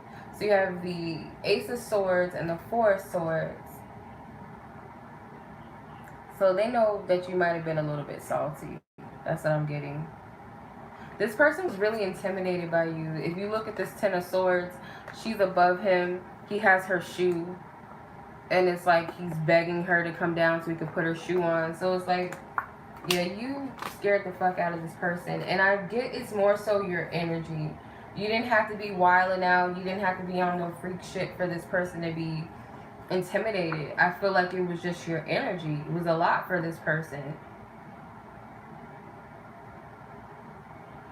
They're not really that confident in themselves, because if you look at the King of Pentacles, he's hiding behind this bush and he's poking at this woman. So they're not all that confident in themselves. And they might have talked a good game too. The Knight of Swords, like, or the Page of Swords, like, it could have been a lot of talk. The submissions are closed, y'all. They're closed for the night. This was a long list, long live. Okay, your last question was guidance from your spiritual guides. And then we got one last person, and that will be the closing for tonight. What is Fatima's spirit guides that lovingly guide her, assist her, watch over her, have her best interests at heart? What do they want her to know? What guidance do they want to share with her?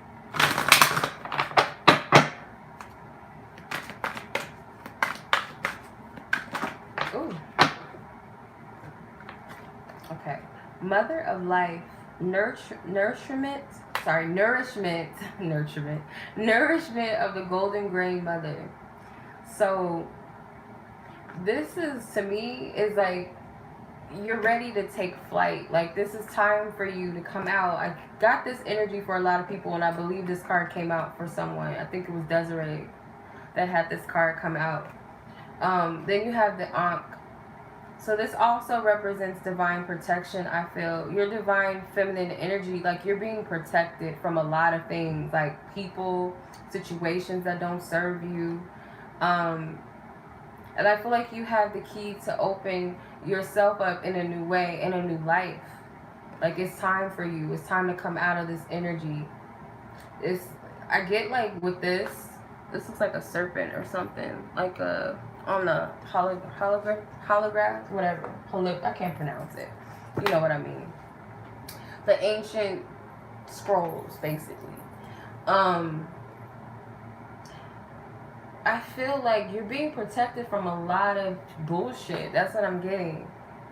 And it's like, you're not meant to play it small. Like, you're not meant to come down here with these serpents. Like, that's not where it's at. You're being protected. But let's see what the book says. I opened it right up to Mother of Earth. it says, we can sometimes fall into existing and doing rather than truly living. We only know that this has happened when suddenly our life seems dry, depleted, filled with tasks, or it feels like we are stuck in a rut or habit that may have been comfortable but is becoming stifling and suppressing. Isis, the mother of life, holds the ability to restore even the most numb, resistant, and difficult circumstances and people back into life. She calls to you now, seeking to bestow gifts of life upon you. Be bold and brave, and open your arms and receive. So, I feel guided to read this part because it just jumped out at me. It says, discomfort and unfamiliarity. Is where life is attempting to break through to you, to reach through the walls that you may have once created to protect yourself, but that now you need to either climb over, demolish, or at least open up with some door and windows. The tricky part is that most often we don't consciously realize that we are not living. It is not until we start to live more trustingly that it becomes obvious that we were once hiding ourselves from life. Life is calling you to partake more so of her gifts of experience. This oracle brings you encouragement and guidance for you to learn skills and practices that nourish you in your community. So that's what Spirit's guidance is for you. Like, again, it's time for you to not play it small. You're protected from that, but also you don't have to stop hiding yourself, if that makes sense. And I feel like you're coming out of that. And also your environments, it's like certain things too, like not everything is to be taken, like not all steps are to be taken at once. Like we're not meant to jump over steps just to get to where we feel like we need to be. So it does take time. Like not everything that we're guided and asked of is meant to be, taken on all at once. We just need to know that we need to do it and make that decision that we're going to do it, and that's where we're headed.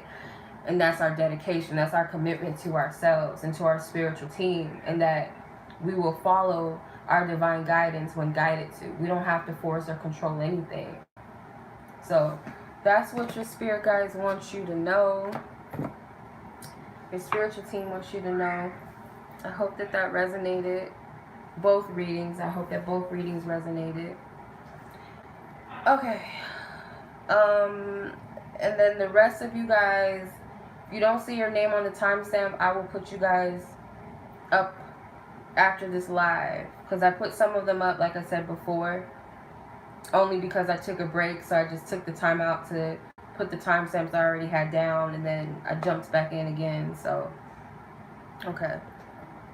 Last person is Jelilah. Hopefully I'm pronouncing her name right.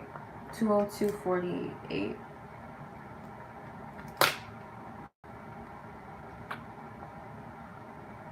Okay, let's see. Jelilah? I hope I'm pronouncing your name right. Okay.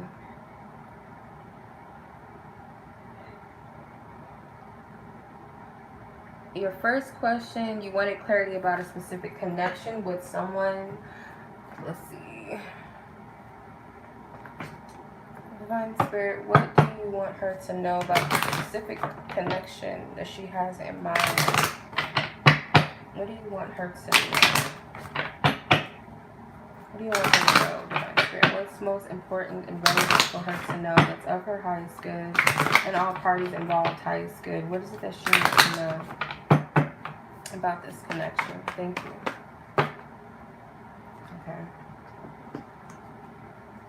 Okay, flirt, deception, and this could be the one. I'm gonna keep clarifying. Give me 1 second.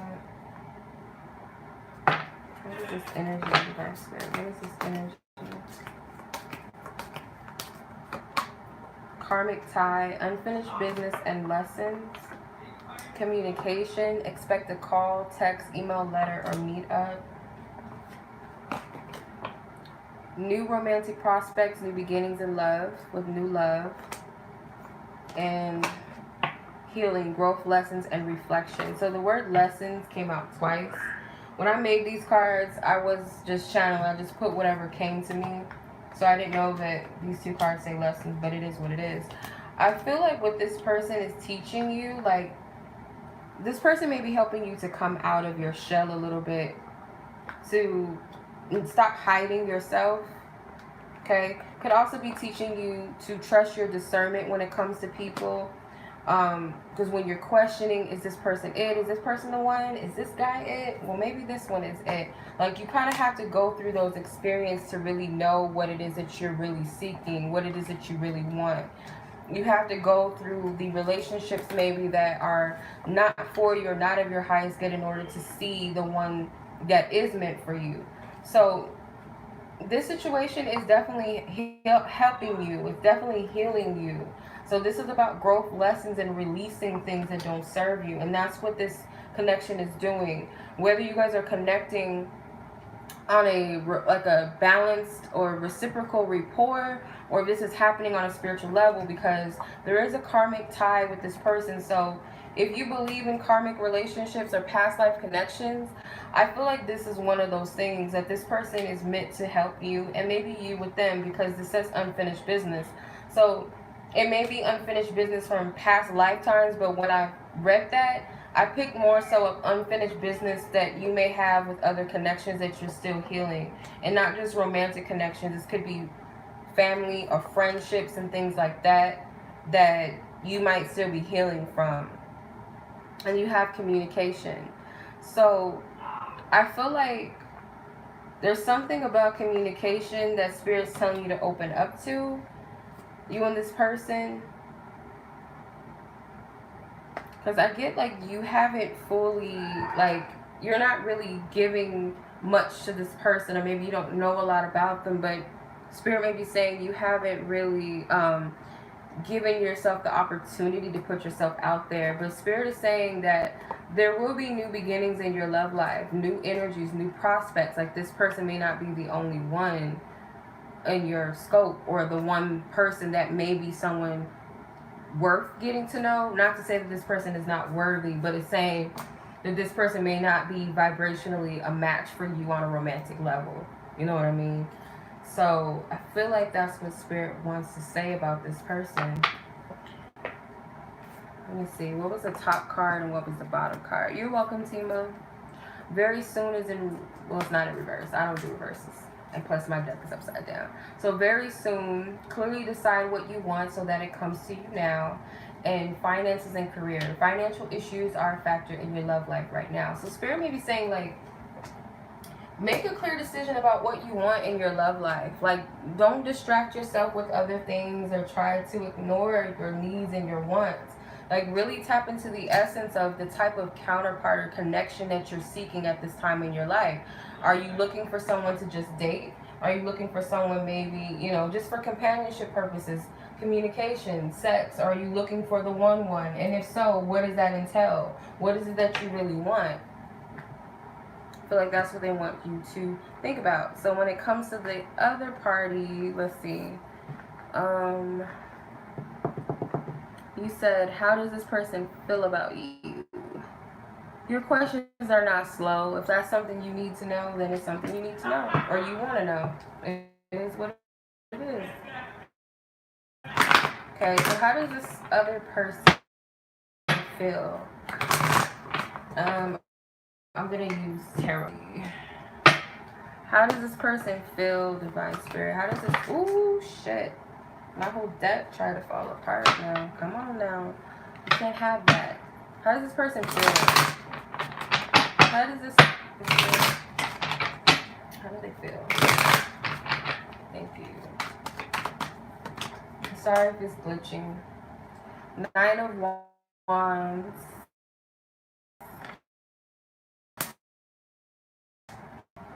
5 of Pentacles. 2 of Pentacles. 10 of Wands. 7 of Swords, or 6 of Swords, sorry. This person has more opinions and feelings, so there's not any cup cards. Cups are more emotional energy. So I would say that this person has more so opinions and vibes towards you. And it could be more so that you're closed off to them. You're not really open to them. They may sense that you don't really feel comfortable in their presence.